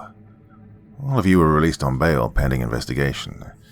However, 6 months later, 11 of the 12 individuals were charged. I wonder if you can guess which one walked, I asked sarcastically. Well, Malik began to growl with resentment. My guess is you provided evidence on your pals to get yourself off and not be branded a pedophile. That's about the top and bottom of it, isn't it? I asked forcefully. Well, Malik shook his head. You know fuck all about me, he growled. Oh, I think we do. In fact, we're counting on it, I said, winking with intent. What? I don't follow, Malik groaned curiously. You've done it once, maybe you'd do it again, I speculated with a grin and a theatrical shrug. Malik began to fidget in his seat, grinning and shaking his head frantically. God, I don't even know what you're talking. I cut him off immediately. What we're talking about? Yeah, I know, you said. Well, let me enlighten you, Mr. Malik. A woman from your facility went missing a few years back, Haley Stanheld. She was a care worker here. The boy came to her with sexually inflicted injuries, caused by visitors to your establishment. She tried to report the abuse, went missing a few days later. Her body was recently found murdered in Clinton Lake. The boy who reported the abuse, one Thomas Danmore, who, after recently being arrested for the murders of 5 women, told us in a post-charge interview that he was subjected to years of systematic abuse by visitors to the home. Abuse that went undetected and uninvestigated due to complicity with members of the staff. And while, no, that doesn't specifically implicate you, what does is the fact that some of the boys who spoke up against this abuse, they were quickly adopted by loving families who seemed to just come out of nowhere, I said in a patronizing manner, whilst gesturing with my hands. Malik just continued to glare and scowl. And the thing is, they did come out of nowhere, literally. 2 of my colleagues visited your facility yesterday. They checked your files. The reports on certain adoptions alluded to people who'd been dead for years. They were ghosts. But here's the funny thing. We checked the official register. Those adoptions never happened. In fact, those boys are still at your home according to the government records, because they're still paying you for them. And that's the money that's been going into that construction account. And here's the serious thing. There's been no sightings of any of those boys after the dates of those false reports. From another line of inquiry, we've learned that one of these boys, Ryan Thomas, was murdered and used to blackmail a coroner into falsifying autopsy reports to protect a criminal party. So given how you just admitted that it was you that put that money into that account, right now you are a prime suspect in an absolute shit sandwich. You copped to all this, and you're going down for a long, long, long time, my friend. Malik started to sweat. I could tell by his reaction that he wasn't in the dark about any of this. Unless I grasp for you, he grunted under his breath. Well, like I said, you've done it once to save your skin. I don't see why you can't. Malik's head snapped up to face me, cutting me off. Because these aren't just a bunch of old fucking pervs wanting a cheap hookup. No, these guys, they're the sort of people you don't fucking grass on. Yeah, we've heard, I muttered. Thing is, Ian, they had a detective in their pocket who also facilitated things for them. He didn't talk either. But when he was caught and he was of no use to them, well, they killed him anyway. Burned him alive, actually, I informed him. So, imagine what they'll do if I grass, he exclaimed. The thing is, I'm banking on that little construction account of yours to be somewhat of a personal piggyback. Because our financial forensic expert examined your personal accounts. She says even with the withdrawals made by Brendan McCann, and let's be frank, that's you, your personal account shows little signs of use, that you have been in receipts of large cash sums. Now, if that's what these people have been paying you to facilitate child prostitution, then I think they'll be pretty furious. Well, if you get arrested for embezzling funds that shine a light on their activities, well, even with a good lawyer, you might only get 2 years. But I bet that's long enough for these people to make you pay for your greed, I speculated, suggestively. Malik scoffed, indicating that I was right. But if you play ball with us, not only do you stay out of prison, but you get to keep the current balance in your little piggy bank. As long as you help us get what we need, and we don't find out you were physically complicit in the abuse. I wasn't, he snapped, genuinely offended. Well, given your past. I'm a sorter. I like money. Dirty men pay dirty money to do dirty things. Those boys back home, they were wrong-uns. They'd mug old women, break windows. I just told them that they could make sure gas and get all the drugs and booze they could handle. Those 11 men who went down, they were the ones who did that stuff, not me. Okay, I believe you. So, what's it gonna be? Tortured and murdered in some dark prison hallway? Or keeping $95,000, your job and your freedom? I asked. My eyes narrowed slightly, trying to read him. He scowled once more, looked around the room as if trying to think of a way out of this. Okay, fine. What do you need from me, then? Malik conceded. It took everything not to punch the air. All in good time, Mr. Malik. First, I think we should take a break. Interview paused at 5:09 p.m., I said, pressing the pause button on the recorder. Right, I'll get you a coffee, I added. Malik scoffed. A fucking donut, too.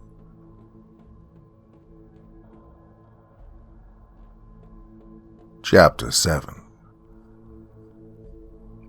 I made my way down to the hall to Ruth in the meeting room. She texted me during the interview, letting me know that Marshall and the others were back, and they had news. I opened the door, and inside were Martinez, Michael, Sarah, and Ruth, all sat around the meeting table as Marshall stood at the front of the room, marker in hand by the whiteboard. Here he is, Mark Davis. Hey, is the catch of the day still stewing next door? Marshall asked cheerfully. I smirked as I took my seat. Yeah, and he's just agreed to sing like a canary, too, I revealed, trying to remain modest. The entire room gave a sharp and unified cheer. I waved off the cheers coming my way. Actually, we should really be cheering Sarah. Everyone turned to her. She tried not to blush. If it wasn't for your in-depth analysis of his personal accounts, I never would have had what I needed to turn him. So, great work again. Everyone gave Sarah another round of applause while she made a playful and modest expression. In fact, Sarah, I think you've earned the right to sit in the next interview with me. What'd you say? I asked her in front of the group, placing a hand on her shoulder. I saw Ruth's face drop just an inch out of the corner of my eye. Oh my God, are you serious? I'm not even interview trained, she asked, a mixture of nerves and excitement. Yeah, James, maybe we should have someone in there who's interview trained, Ruth asked. The edge to her tone told me she was referring to herself. I was too busy having fun winding her up. Sarah wasn't Ruth, well, not to me anyway, but nevertheless, she was still a very attractive girl. But this wasn't why I'd invited her in. She was a good agent, and she deserved it. It's fine. Look, me and Martinez will be handling the questions. Sarah's just going to observe. You good with that, Sarah? I asked, and she nodded excitedly. Yeah, Soup. Thank you. Good girl, I said, slapping my hand against her shoulder in a supportive manner. Right, Marshall. What have you got for us? I asked, opening up the floor for the detective to fill the group in. Thanks, Soup. Right, guys, as you know, today we had an operation down in Overland Park. The brief was to isolate the nominal known as Kim and try to get her to divulge information relating to the blackmail against Thomas Campbell. Well, I'm pleased to report that the operation was a success. In some regards, anyway. I identified a nominal who matched the description of Kim at around 1:15 p.m. After discussing the best way to proceed in engaging her with a soup, I approached the nominal and asked her about her sexual services. I told her she was just my type and I wanted to blow off some steam. She offered me 1 hour, whatever I wanted, for $150. I tried to barter her down in order to keep up appearances. She informed me that wasn't possible as, and I quote, her boss would burn her alive. Marshall raised his brow here, waiting for the penny to drop in the room. I can't speak for everyone, but I just sat there, remembering the crime scene photos of the Hanson and Danmore murders. At approximately 1:35 p.m., myself and the nominal suspected to be Kim made our way to my vehicle. It was at this point she asked me my name. I told her it was Sam Matthews, to which she replies her name was Kim. And then she directed me to the South Creek Motel, room 412. So the ID of Kim was at this point confirmed. We arrived at the motel around 1:50 p.m. I'd already texted you, Michaels and Martinez, K at this point, while she was fetching the key from the front desk. We arrived in the room shortly after 2 p.m., and this is the recording of our interview with Kim. Marshall typed some keys on the laptop before hitting one key emphatically, standing back and allowing everyone to listen. A fuzz came over the audio, with typical background noise being heard. A door opening and closing and cars driving along the road adjacent to the motel. And then, suddenly, a voice could be heard. Hey, just what the fuck is this? GB is a fucking extra. How you all get up in here anyway? Kim, my name isn't Sam, it's Danny. Detective Danny Marshall. These two gentlemen are Special Agent Tony Martinez and Special Agent Jerry Michaels. We just want to have a talk. No, I'm getting my ass out of here. Oh, whoa, Kim, wait. No. Do you know what happens to a rat? Oh, just come on. Calm down and come back here. I assure you, no one knows we're here. I just want to ask you a few questions. If you don't want to answer them, then that's your decision. We'll pay you for the hour. We won't keep you any longer than that hour. $3.50, and I'm back no later than 3. Deal. A few seconds of footsteps could be heard. Some by shoes, the others by heels. What followed was the sound of bed springs compressing, before the sound of chair legs scraped along carpet. So, what's this all about? Does the name Thomas Campbell mean anything to you, Kim? Nah, sorry. Well, see, Kim, I think you're lying to me already. All I'm saying is, I don't know no Thomas Campbell. In my line of work, people use fake names all the time. I'm going to show you a picture. The sound of rummaging could be heard. Do you know this man? Please look very carefully, Kim. Yeah, I know him. Well, this man is Thomas Campbell. See, told you I wasn't lying. This cat told me his name was Wallace. Wallace? Yeah, I mean, look at him. Wouldn't exactly question it, would you? No, I guess not. So, what'd he do? Kill someone? He one of them? Serial murderers or that shit? Yeah, he raped and murdered an 11-year-old boy. He did what? Yeah, well, that's what the DNA would suggest, anyway. We don't think that's the case. We think the DNA was planted. Somebody else killed that boy. Yeah, I don't follow. So you didn't keep a condom from one of your encounters with Wallace or Thomas Campbell? Look, I don't think I should answer any more of these questions. The sound of springs expanding could be heard, along with heels retreating from the audio. Footsteps went after them. Whoever asked you to keep that condom, Kim, has murdered an innocent child, and made you a conspirator to commit blackmail and an accessory to a murder. Right now, you're the only person of interest, and you've ID'd Thomas Campbell, and if we show him your image, I'm sure he'll ID you. Do you know what those charges will get you? I didn't know about no kid. I got kids of my own. I can't go to prison. They need me. Oh, then tell us what happened. Come on.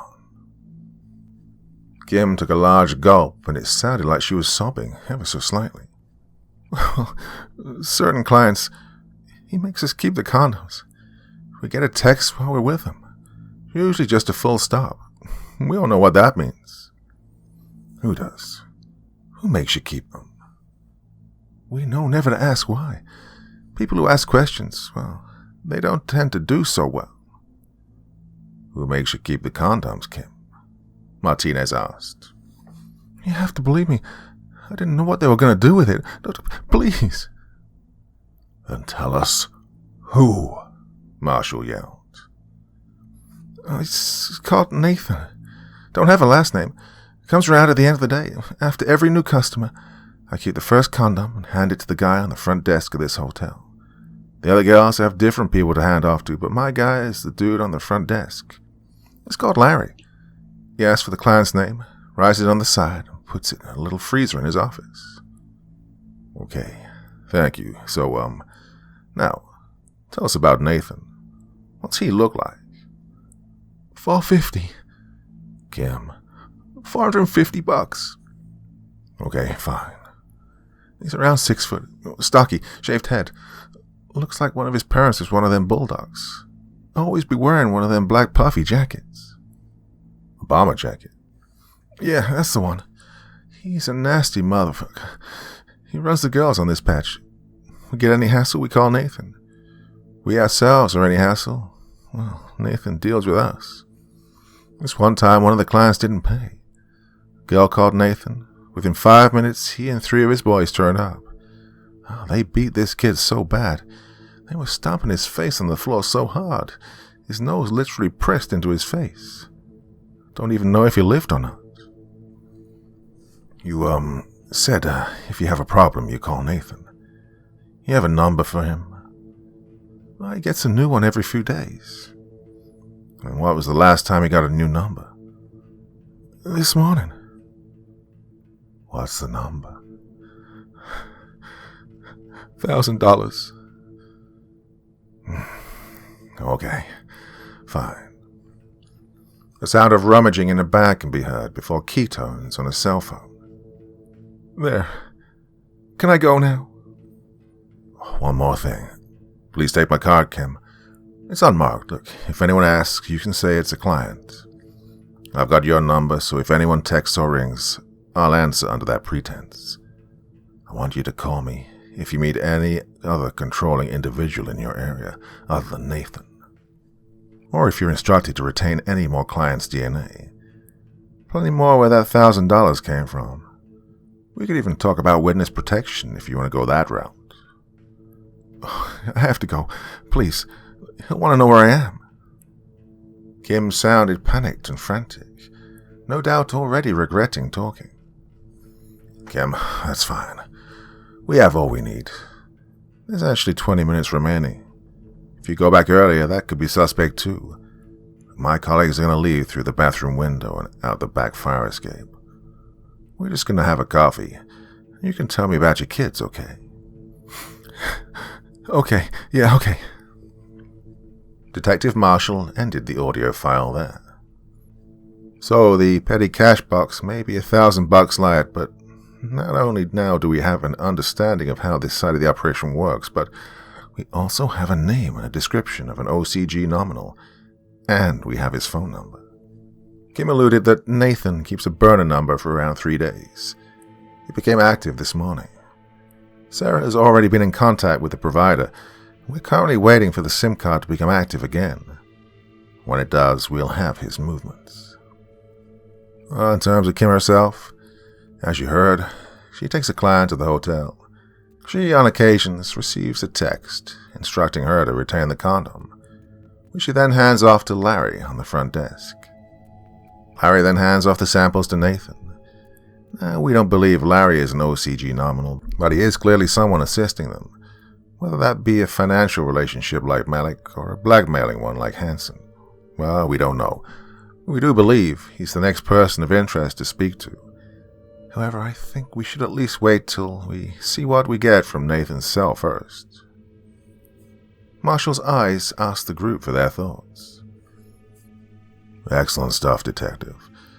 Sir, you keep a track of Nathan's number. At the end of the active period, I want a report of hotspots where the phone has been. Should give us some haunts to put under surveillance. As for Larry and Kim, I think at least we should put a couple of guys on distant surveillance. For Kim's protection and to see what Larry's usual day looks like. I'll get that sorted, Soup, Michaels assured, leaving the room as he began to make a call. I'll fill in what we've learned on the evidence board, Ruth offered. I pointed a finger at her and nodded, before waving Sarah and Martinez over to the door. Martinez shook his head. Take Michael's, Soup. He's the organized crime specialist.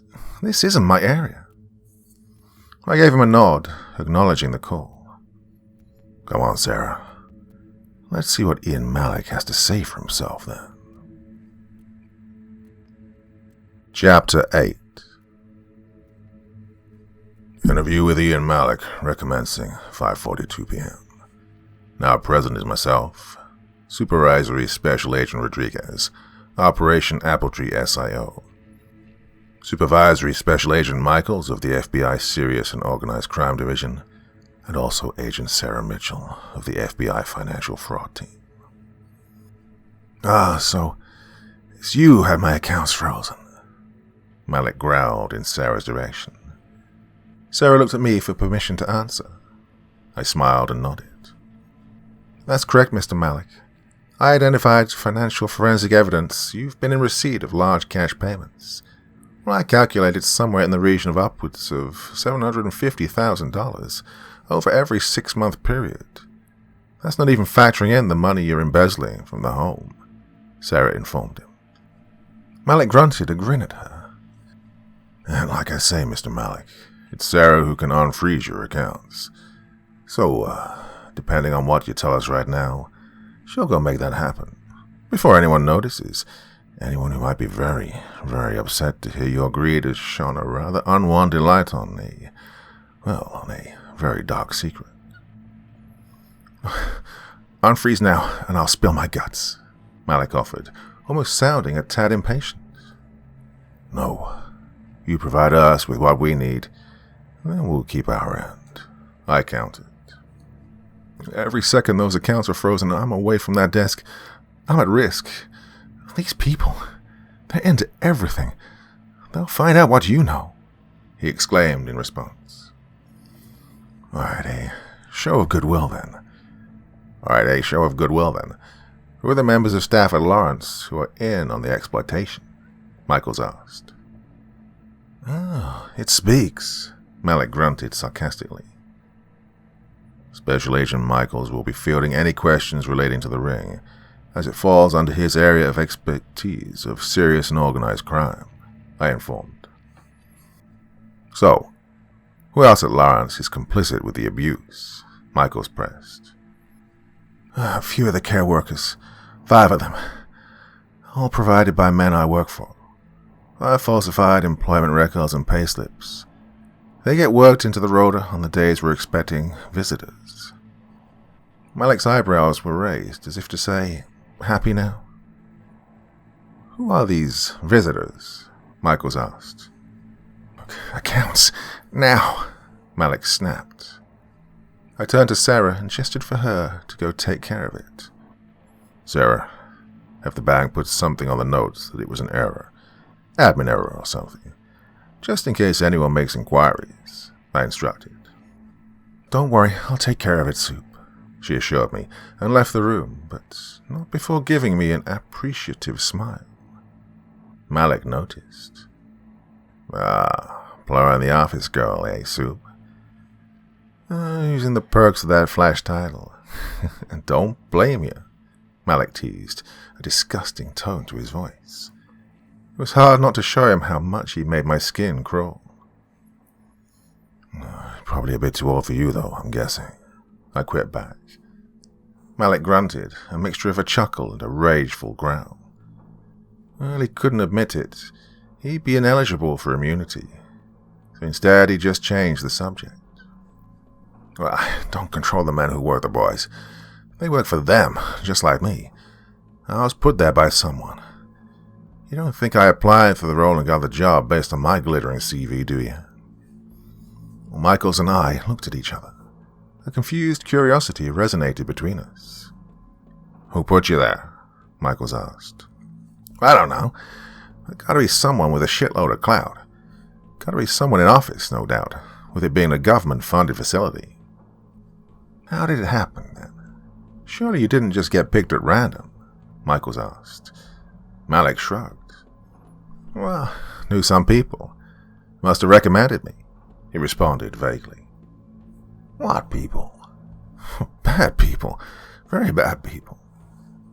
Oh, I bet you felt out of place, I quipped sarcastically. I couldn't resist. Malik shot me a look, flashing his horrible teeth with a sinister grin. I was at a party, just at a party, so it's not my fault. What party? Michaels quizzed. A gathering in Union Hill. Lots of people there whom, well, some of which wield a pretty big fucking axe. They were told there'd be booze and drugs, and they were promised girls. Girls? Michaels asked with a raised brow. Yeah, except one of these men didn't like girls, and he liked them on the wrong side of 13. Or the right side, depending on your personal preference, he said with a wink. Well, me and Michael shook our heads in disgust.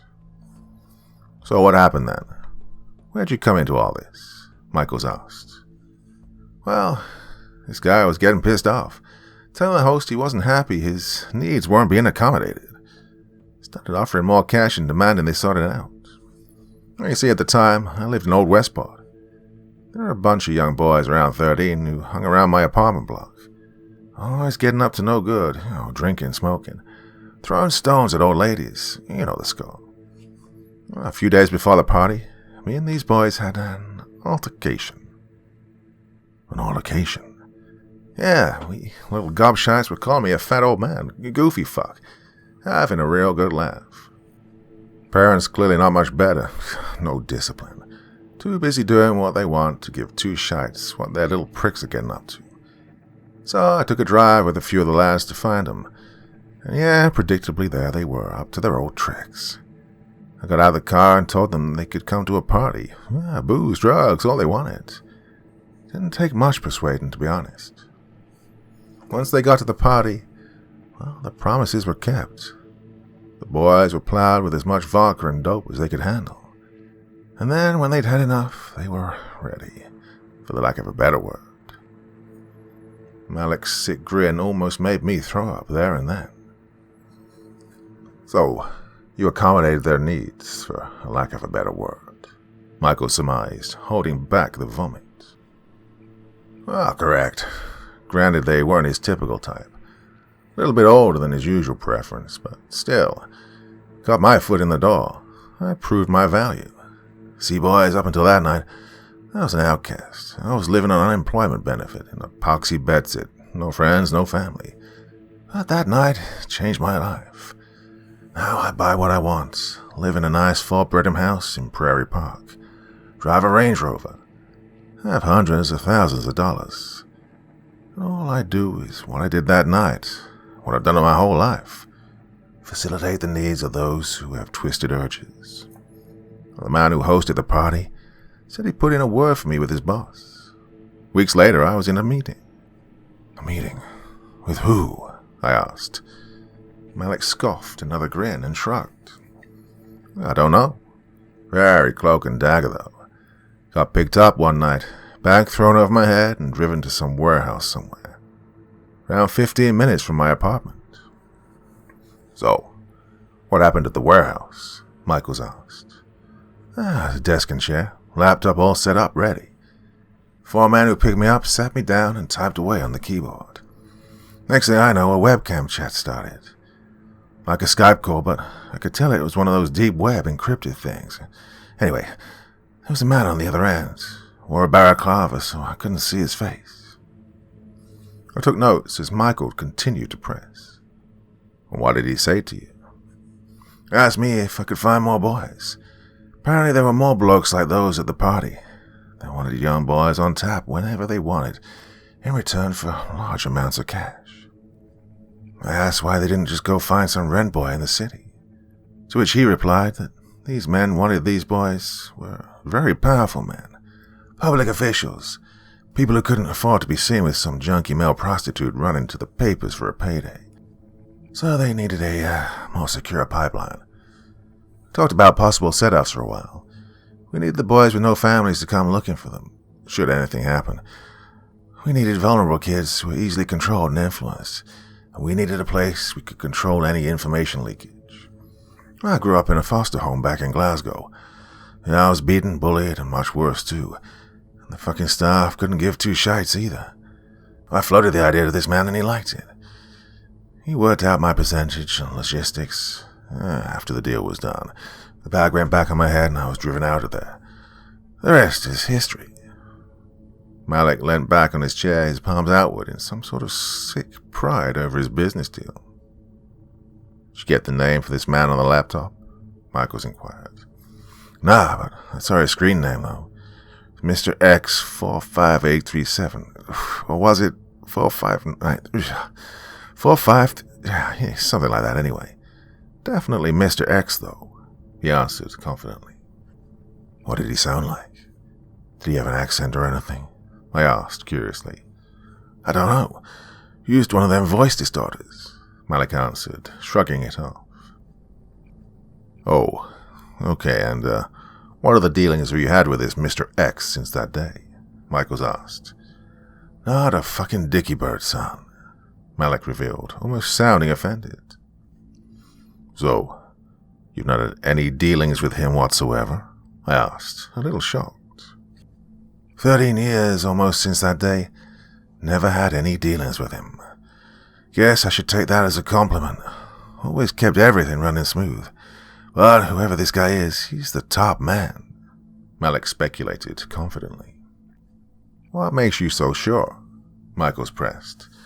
'Cause everything and everyone else I've dealt with has said things like, I'll run it up the pipe or I'll make a few calls or something that told me they weren't a shot caller. But this guy, the big bad wolf, Mr. X, everything he talked about or discussed was all him. His call, his say. Anyway, you don't go to the sort of effort that they did that day for someone any less than top level. I don't think any of the others know who he is either. To be honest, I don't want to know, for my own sake. You should adopt the same way of thinking, if you ask me. Malik gave us a fake concerned look then. Well, let's go back to the home. So, if you haven't dealt with Mr. X, who do you report to? How does this venture work then? Other than the lads who I rotate into the staff, I run things. I get a new burner dropped off by someone who poses as a courier every week on the Monday. Some weeks, it's just business as usual. But I'd say around 5 times per month on average, I get a call on the burner from a guy. They'll let me know that Mr. Jones will be visiting on Wednesday at 3 p.m., or Mr. Smith will be visiting on Friday at 11 a.m. It's always a vague, made-up name. If they've been before, sometimes I request a certain boy. Some of them have their favorites, I guess. God, I winced at how cold this man was. So, what do you do when these visitors come in? I make arrangements. Put a boy on cleaning duty in the basement, at the same time that the visitor is calling in. Then the visit is finished and the visitor tells me he's satisfied. I make a call to the guy. He's called Mark, to the best of my knowledge. He notifies me of the visits and then he brings the visitors to the home. So when all's done, I call him and let him know everything has gone to plan. He picks up the visitor and he collects the money. For every visit I get $1,500, which this Mark brings to me. Last Friday of every month at different drop locations. And that's how it's worked for the past 13 years. Malik once again pulled an expression as if to say, and there you have it. Well, it took everything in me not to beat the shit out of him. We're going to need the visitor log for the last 13 years, I requested. It gets scrapped after a week, Malik said, with a shake of his head. Fine. Now we need the footage from your security cameras, I added. Malik chuckled. You fucking simple boy, he teased, shaking his head at my naivety. Both me and Michael sighed heavily. Okay, fine. Then maybe you clear up a burning question in our investigation. There's strong financial forensic evidence that shows the account you've embezzled money into.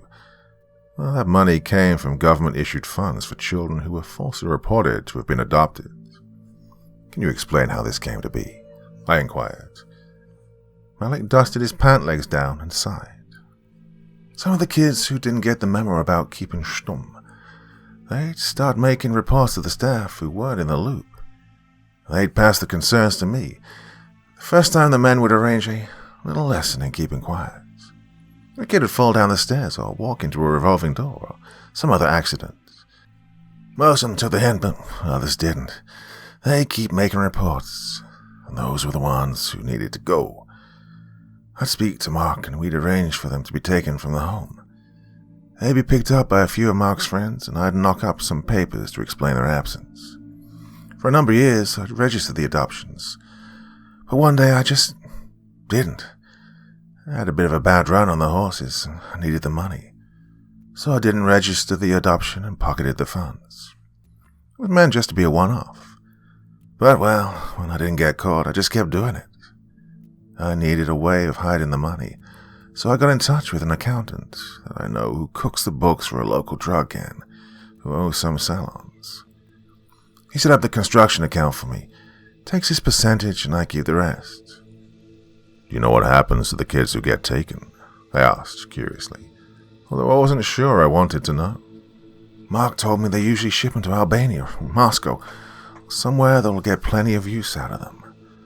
No doubt Mr. X will take a tidy finder's fee, and those stupid boys live out their lives as livestock. That's what happens to grasses, you see, Malik informed us with a vile growl. Well, Ryan Thomas wasn't. He was murdered and used as a blackmail tool against Thomas Campbell, the Jackson County coroner. What do you know about that? Michael's quizzed. Ryan knew the score. He took what he did from a couple of visitors, and he knew to never talk. And unfortunately for him, he wasn't popular with the visitors. You see, he was an early bloomer, so he looked older than he actually was. Barely got asked for. So from a business perspective, he was expendable. Mark called me one day, told me they needed a kid ASAP. I offered up Ryan as he wouldn't cost much. They picked him up later that day, and I made up the forms. Look, I'm not stupid, boys. I knew that kid was as good as dead, but I didn't know why. And I'm smart enough not to ask about things that are way above my pay grade. Jesus fucking Christ, Michaels muttered under his breath in horror. His arms folded, head down, holding back his disgust, but it was no use. Okay, well, I think that's everything. But here's what happens now, Mr. Malik. You go back to your lucrative position as a child abuse facilitator. You continue business as usual. Except the next time you get a text from this Mark telling you Mr. Johnson or whoever is just dropping by to rape a child at 10 a.m., then you contact us on this, Michaels instructed, sliding a burner over to Malik. He stared down at the phone for a few seconds intently, before raising his gaze to meet ours. Do you know what'll happen if these guys found out what I'm doing? He asked slowly and deliberately. With any luck, something along the lines of the pain and suffering you and those men have put those boys through all these years, Michaels responded with malice and venom. He had a pair of sons, roughly aged 11 to 13, and this was hitting a nerve. Malik just shrugged his top lip and grunted, clearly about to snap back, so I stepped in. But luckily for you, you're more valuable to us alive, so we're gonna go and do our best to make sure that doesn't happen. I'll be under no illusions, Mr. Malik. You deserve to be in prison. You are a despicable, vile, sick human being who has profited from the pain and suffering of young, vulnerable boys. But, once again, lucky for you, the people committing this abuse aren't just random pedophiles from the local park. These are public figures, and this is why they pay so much, for the discretion and the peace of mind knowing that the victims can't ever speak out. And so in that respect, Mr. Malik, You're small fry in comparison. We want the abusers and the people who are in bed with them. The people who appointed you as the governor. The people who organized those drug-fueled grooming parties. The people who brutally murdered an innocent child simply to blackmail a coroner. So, you do your best to make that happen, and you walk away from this. Fair enough, Special Agent, Malik shrugged cockily. Oh, no, one more thing, I said, sliding a piece of scrap paper over to him, along with a pen. Write down Mark's current burner number. We need to track his movements. You'll also need to update us when he changes the number, I instructed. Aye, aye, Captain, Malik exclaimed, with a sarcastic salute and a wink. Michael shook his head in disgusted anger at Malik's attitude. Interview terminated 6:09 p.m., Michael stated, stopping the recording. He stood up in a rage and began storming out of the room. When he turned to me, "Get this piece of shit out of here. Please, James." Chapter 9. Me and Michaels walked down the hallway as our security prepped Malik for his transport back to Lawrence. Well, I think that was a success. We got plenty of... My pleased summary of the interview was cut short by Michaels losing his temper. Fucking small fry. Are you kidding? All due respect, Soup. That man is pure frickin' evil. He spoke about those boys like they were frickin' cattle to the market. Not a hint of remorse. Come on, James. You don't seriously believe that he's never got involved? No, you don't think like that. Unless you have your own sick and twisted preferences. And he's just gonna walk free? Damn. I can't get right with that. Michaels was ranting, raising his voice. As I did my best to calm him down, Martinez overheard and came to our assist. Well, you're gonna have to. This is how the game is, well, and we have to play it, I countered. Hey guys, come on, what's going on here? Martinez asked, concerned. Oh, he's just a little upset about Mr. Oh, fuck the game. Fuck the system, it's fucked. That's what's going on. But the fact is, people who deserve to be locked up for the rest of their days get off scot-free as long as they're devious enough to turn on someone bigger. Yeah, okay, when this is all over, we'll have put some bad people behind bars, but not him. And he'll just go to another party and meet some other bad people, and he'll do just the same for them. No, he can't just get away with it. Michaels continued his rant. Parties? Martinez queried, trying to hide his chuckle at the randomness of it. Grooming parties. Vulnerable boys, girls. Fucking kids, man. Lured there and all of them plowed with booze and gear, so the sick old men who go there for their kids can force themselves on them, all in the name of financial gain for the host. Michael snapped at Martinez. He just looked away in shame for showing humor. And what I can't deal with is that we're just gonna send him back there. What was the phrase we used? Business as usual. Damn, those boys need us. We're just allowing this abuse to continue. Michaels continued to rant. Hey, is this true? Martinez asked me, a hint of disgust in his tone. Yeah, well, those boys won't suffer any more abuse. Malik is under surveillance. He's under strict instructions to notify us as soon as another visitor is booked to attend the home. When that happens, we will be there at the home to grab the visitor. These people, they don't want it coming out that, well, they do what they do. I bet there isn't a secret they won't spill to buy their immunity. All my comments were met with another disappointed scoff from Michaels. So another monster goes free, he said, shaking his head at the floor, hands on his hips. Martinez put his hand on his shoulder. Come on, Jez. None of us like it, but it's what we have to do to shut these operations down, Martinez said. Yeah, I mean, when we get enough information on these people, we can pass this on to the Attorney General, and they can issue RICO. 1 or 2 of those monsters will walk, yes, but hundreds will go down in the long run. Big picture, son. Big picture. I consoled him, but It was no use. It's wrong. It's just fucking wrong, Michael said, shrugging Martinez's hand from his shoulder. Jerry, go back to your hotel, have a drink, get an early night. I don't care. You just take some time and do what you need to calm down. And you get back here tomorrow at 8 a.m. with your head screwed firmly back on, ready to finish the job, yeah? I asked, sternly. Well, Michael stormed off without a word. Martinez and I stared at one another, concerned. Guys with kids, they tend to find this stuff hard, Martinez surveyed, and I hummed in agreement. Still, worrying how he's taking it so personally, because it's only going to get darker and dirtier. Well, I just hope he can stay impartial. Oh, look, I met Jez 10 years ago when I was an 18-year-old rookie and joined cybercrime for my first posting in the Bureau. I was treated like you'd expect a green rookie. I was good at my job, but no one cared. Transferred to serious crime 18 months later, and Jerry Michaels took me under his wing. Treated me with respect, showed me the ropes, and showed me how to be the best agent I could be. And while in those 30 months, I found Jerry to be a passionate man.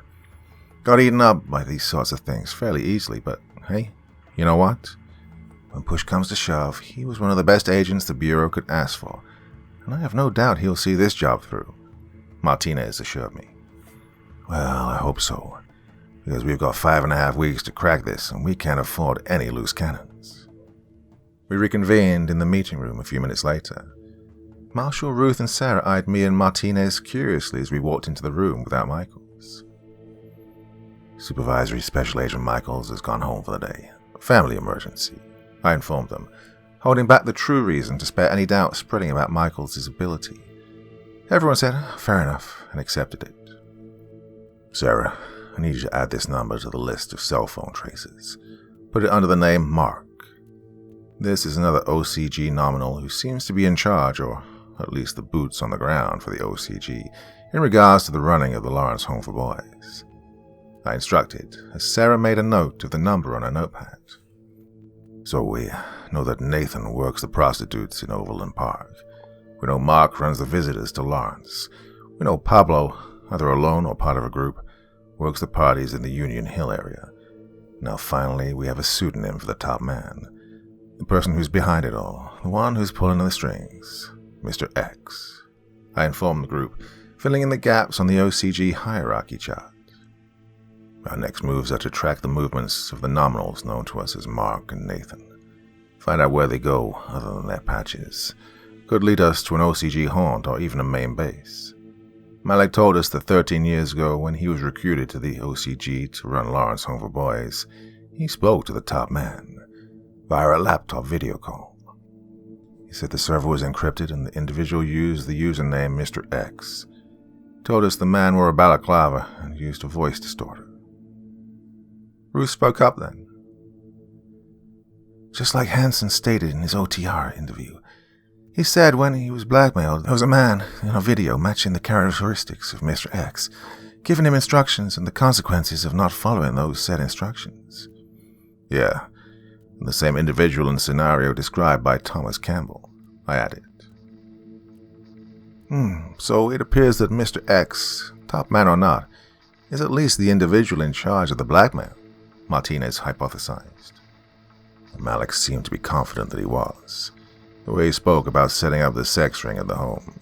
Yeah, he didn't seem to need authorization or to speak to other people for confirmation. He called the shots. The fact these other men, Pablo, Nathan, Mark, they walk around in public, no masks, no voice scramblers, throwing names around. Well, this Mr. X goes to great lengths to conceal his identity and location. Top man or not, he's someone of incredible power and influence, I stated equivocally. So now, while we wait for the cell traces to come back on Nathan and Mark, I think it's time we took a look at Detective Ryan and Officer Patrick. Sarah, what's the latest on surveillance? Well, I'm glad you brought it up, because today I had some feedback from surveillance that the two were working a case of a missing girl. Our surveillance tracked them, interviewing family and friends from the Shawnee Heights area. The girl's name is Sandy Marsh. Did some background checks on the girl and accessed the case files. The details on the investigation reports noted by Detective Ryan are, in my opinion, extremely vague. There's an alarming lack of leads and absolutely no mention of foul play. Yet my background check yielded the girl having no history of running away, no mental health problems, and around a month ago she was arrested by Kansas City PD for throwing a bottle at her boyfriend outside the Aura, Kansas City nightclub while intoxicated. Well, despite this, there's no mention of an interview with this said boyfriend in Detective Ryan's reports, even though it's quite clear that there was an incident of violent behavior between the two. Sarah relayed to us. But even more interesting, the charges against her were dropped due to lack of evidence. The tape was lost in a technical fault, she added, with raised eyebrows hammering home her point. Excellent work, Sarah. Sounds like this girl could be another victim of the OCG's forced trafficking operation. Perhaps his boyfriend is the elusive Pablo, huh? We need to continue the surveillance. I'll phone Quantico and get a warrant for some wiretaps. Pointless tracking their work phones, they'll use burners, so we need to get into their car and have them tapped. Martinez nodded. Yeah, good plan, Soup. And everyone murmured in agreement. While we wait, though, I think we should sequester the CCTV from the nightclub that night. Could give us a visual ID of Pablo, I suggested. Well, or at least someone working with or doing the same job as Pablo, Martinez corrected. Well, whoever they are, they could be a pivotal line of inquiry in our investigation, I stated. Hey, Soup. I looked up to see Marshall with his eyebrows raised. I gestured for him to speak.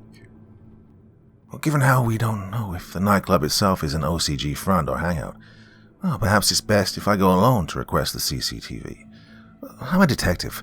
I can say I'm investigating a separate case, tracking someone's movements who was reported to be in the nightclub on the night in question. I think if a federal agent turns up, you, Martinez, or Michaels, are one Google search away from them seeing you having a history of work in organized crime. It could blow the op. He said this pessimistically.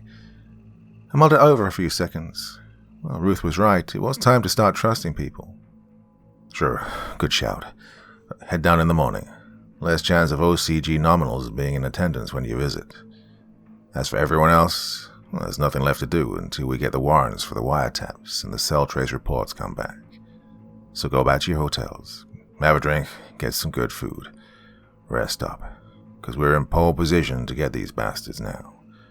We're moving the pieces into position. Right now we have them in check, but if things pan out the way they're going, it'll be checkmate soon enough, I said confidently. I began shooing everyone out of the office. Go on now, go. Let your hair down tonight. Have a sleep in. I'll call you all when we get the warrants. You've all worked hard and you deserve this, I assured them, as they all left the office in high spirits. As they left, I tried to call Jerry Michaels to inform him of the new developments. His phone was off, however, so instead I sent him a text, instructing him to come in at 10 a.m. for a catch-up. I left the room and found Ruth had waited behind for me. Can I help you, Professor Maddock? I asked playfully, and she grinned seductively.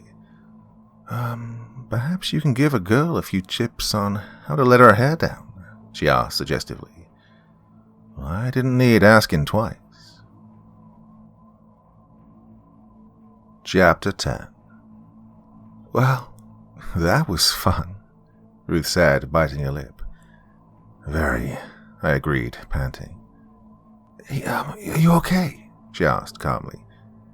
I rolled onto my side and grinned at the beautiful goddess that was laying next to me. Why on earth wouldn't I be? I asked cheerily, like the cat who'd got the cream. Because you've only just got yourself drying tonight. We weren't exactly on orange juice. I just felt guilty about... I cut her off by placing a finger on her cherry-pouted lips. When I was drinking, it was because I was unhappy. I was empty and I wanted the pain to stop. Well, tonight, Ruth, I've been the happiest I've been for years, I confessed. Do you mean that?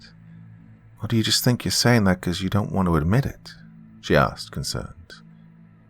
Before we met, the only thing worth fighting for was Robert Cassidy, I was obsessed with him and making him face justice. Well, now I've got you. Well, don't feel guilty, I don't... Look, we went out, we had a good time, and now here we are. I regret nothing, I assured her, stroking her hair. I believe you, James, and, well, I'm the happiest I've been in years, too, she assured me. I suppose we'll have to figure out how to keep us secret from the others, I guessed. Ruth screwed up her face playfully. Why do we have to keep it a secret? She asked with sass. Because it's not ethical, I stated with a grin and a shrug. No, what you mean is you don't want Sarah to know, she teased. What? What are you talking about, you head case? I returned the banter. Oh, I'm a head case. Oh, excellent work, Sarah. Oh, you're such a good agent, Sarah, Ruth mocked playfully. Really? Is this what you consider pillow talk? I asked, giggling. Oh, Ruth chuckled too. What do you reckon, Sarah?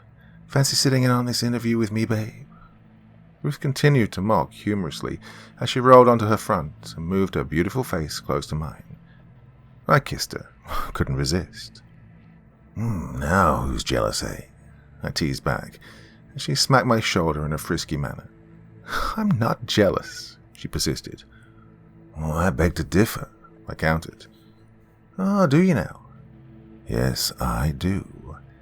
I leant in and kissed her again. Ruth Maddock. Pure magic.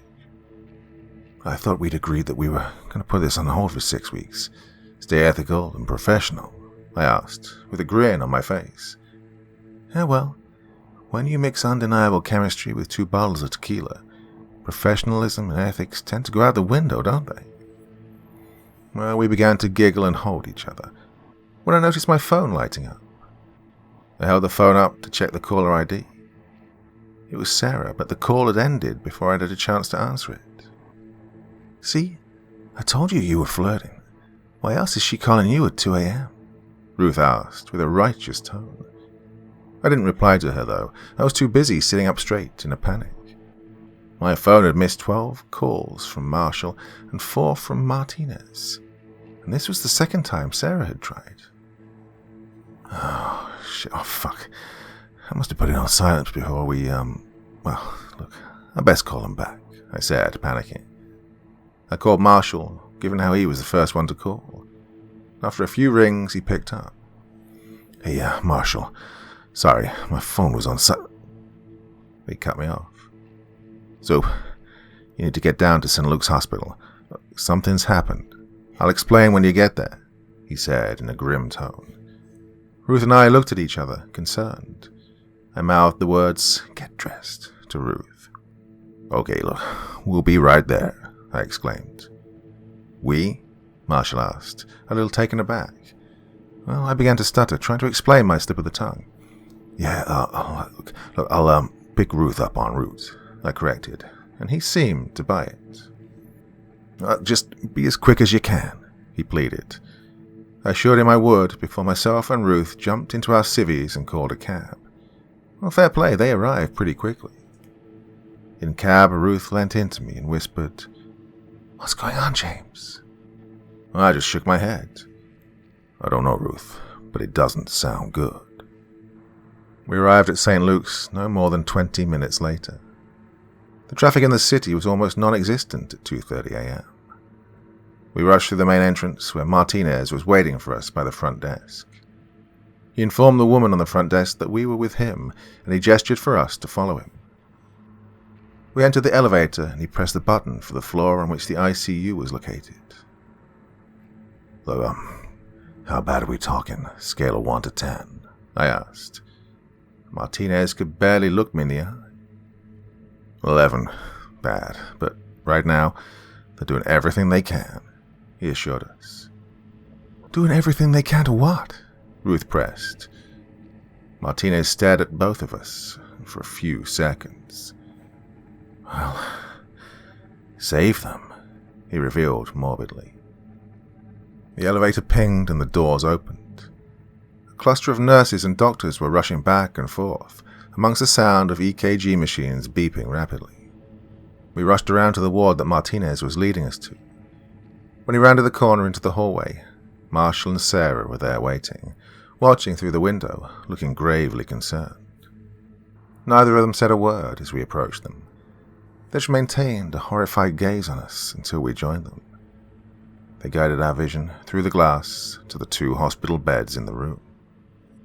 2 bodies lying on the beds. They were badly burned and covered in blood. They'd been stripped by the medical team completely, bar the fabric that had already melted into their flesh, of course. They were both receiving intense care. The body on the left seemed more stable. Oxygen and pain relief were being continuously administered to them. However, the body on the right, not so much. A team of doctors were applying life-saving treatment, chest compressions, defib, and adrenaline. The fight for his life was on. It's Ian Malik. He's not looking good, Sarah commented as she stared at the cluster of scrubs fussing over the charred remains. Jesus fucking Christ, I gasped. What? How? Marshall stepped away from the glass to come close to me. The security team. They were transporting him back to his home address in Lawrence, he explained somberly. What happened, Marshall? I exclaimed in a hushed tone. Well, according to the radio transcripts, around 12:15 a.m., the vehicle was passing through Fairmount along Highway 70 and... I cut him off. 12:15 a.m.? We were finished with him at 6:30, I snapped, furious that this amount of time off the grid was likely to contribute to his cover being blown. Yeah, I know, but surveillance reported a blacked-out SUV circling his block in 30-minute increments. They couldn't rule out it being one or more OCG nominals keeping tabs on his home.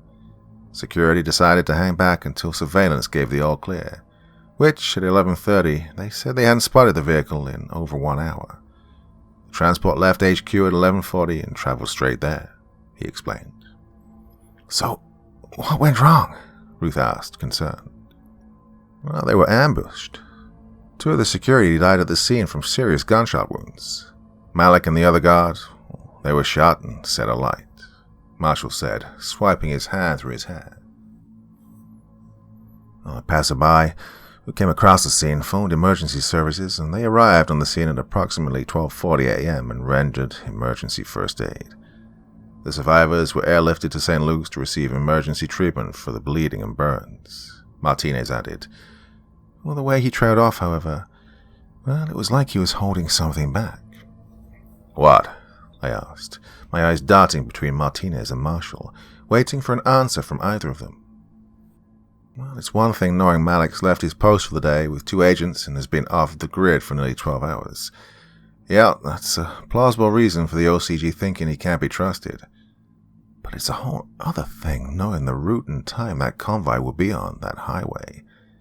That takes inside knowledge, Marshall speculated, an intensity in his suggestive stare. Oh, fuck, I whispered.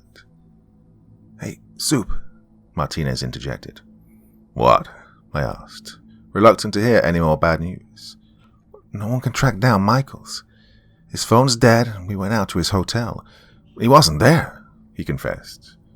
Well, it doesn't mean anything, I assured them, but they could hear the doubt in my voice.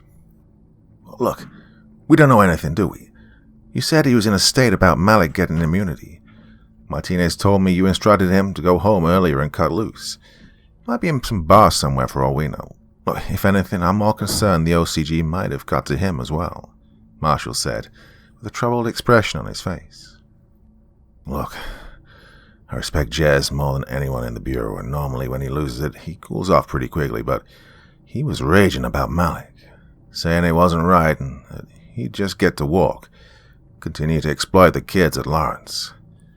I listened to the Malik interview. He was particularly vile, I must admit. Look, I don't think any of us can honestly say that we didn't want Malik to get his just desserts. But maybe he acted on it. Look, I heard the tape. Malik provided an OCG nominals number for surveillance purposes.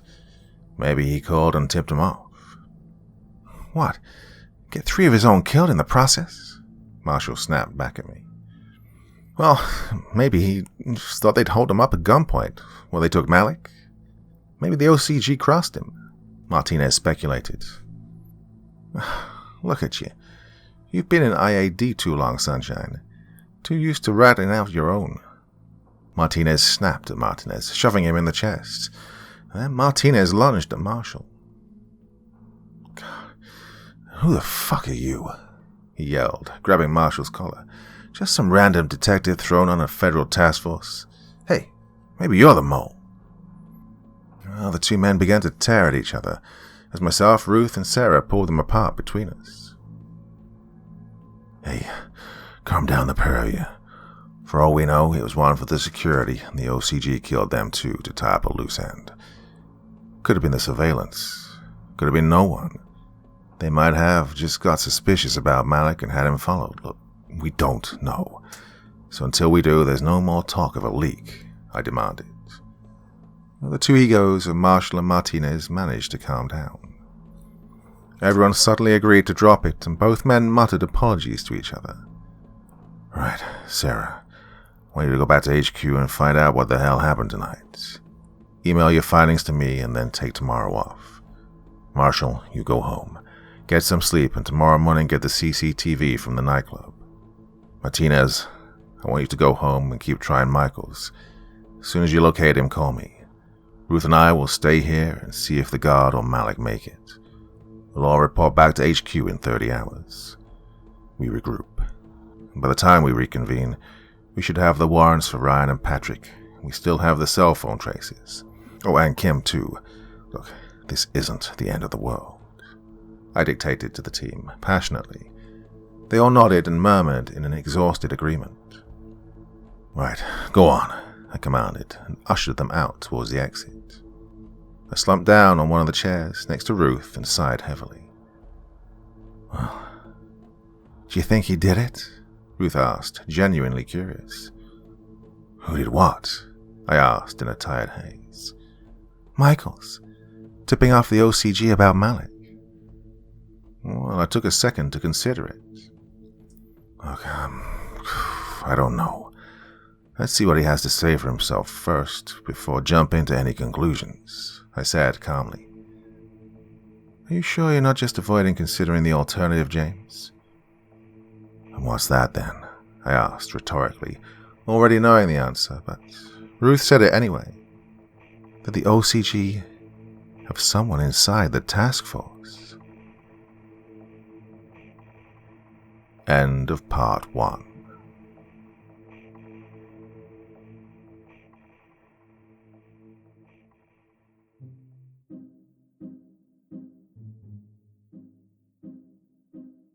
So my dear friends, I basically spent the day out in the sun having a few beers, so I did plan to get cracking on part 2 this evening, but instead you've basically got a full recap of part 1.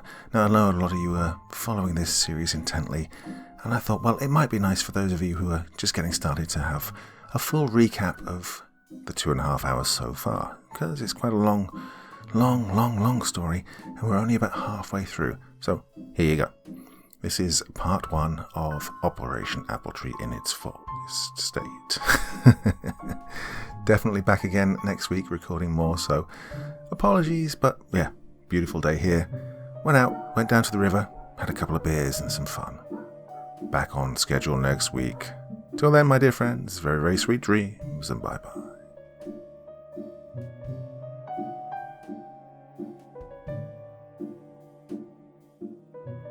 Thank you so much for taking the time to listen to this story today. It really means a lot to me and to the author of the story, of course.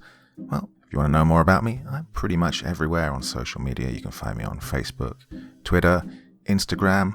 You can download my music on SoundCloud. I've got a Patreon if you feel like. Throw me $1 or $2. Very much appreciated. And of course, on Reddit, I have a place where you can leave stories if you want me to read one that you've written. Well, hoping to see you all again very soon. Till then, sweet dreams, and bye-bye.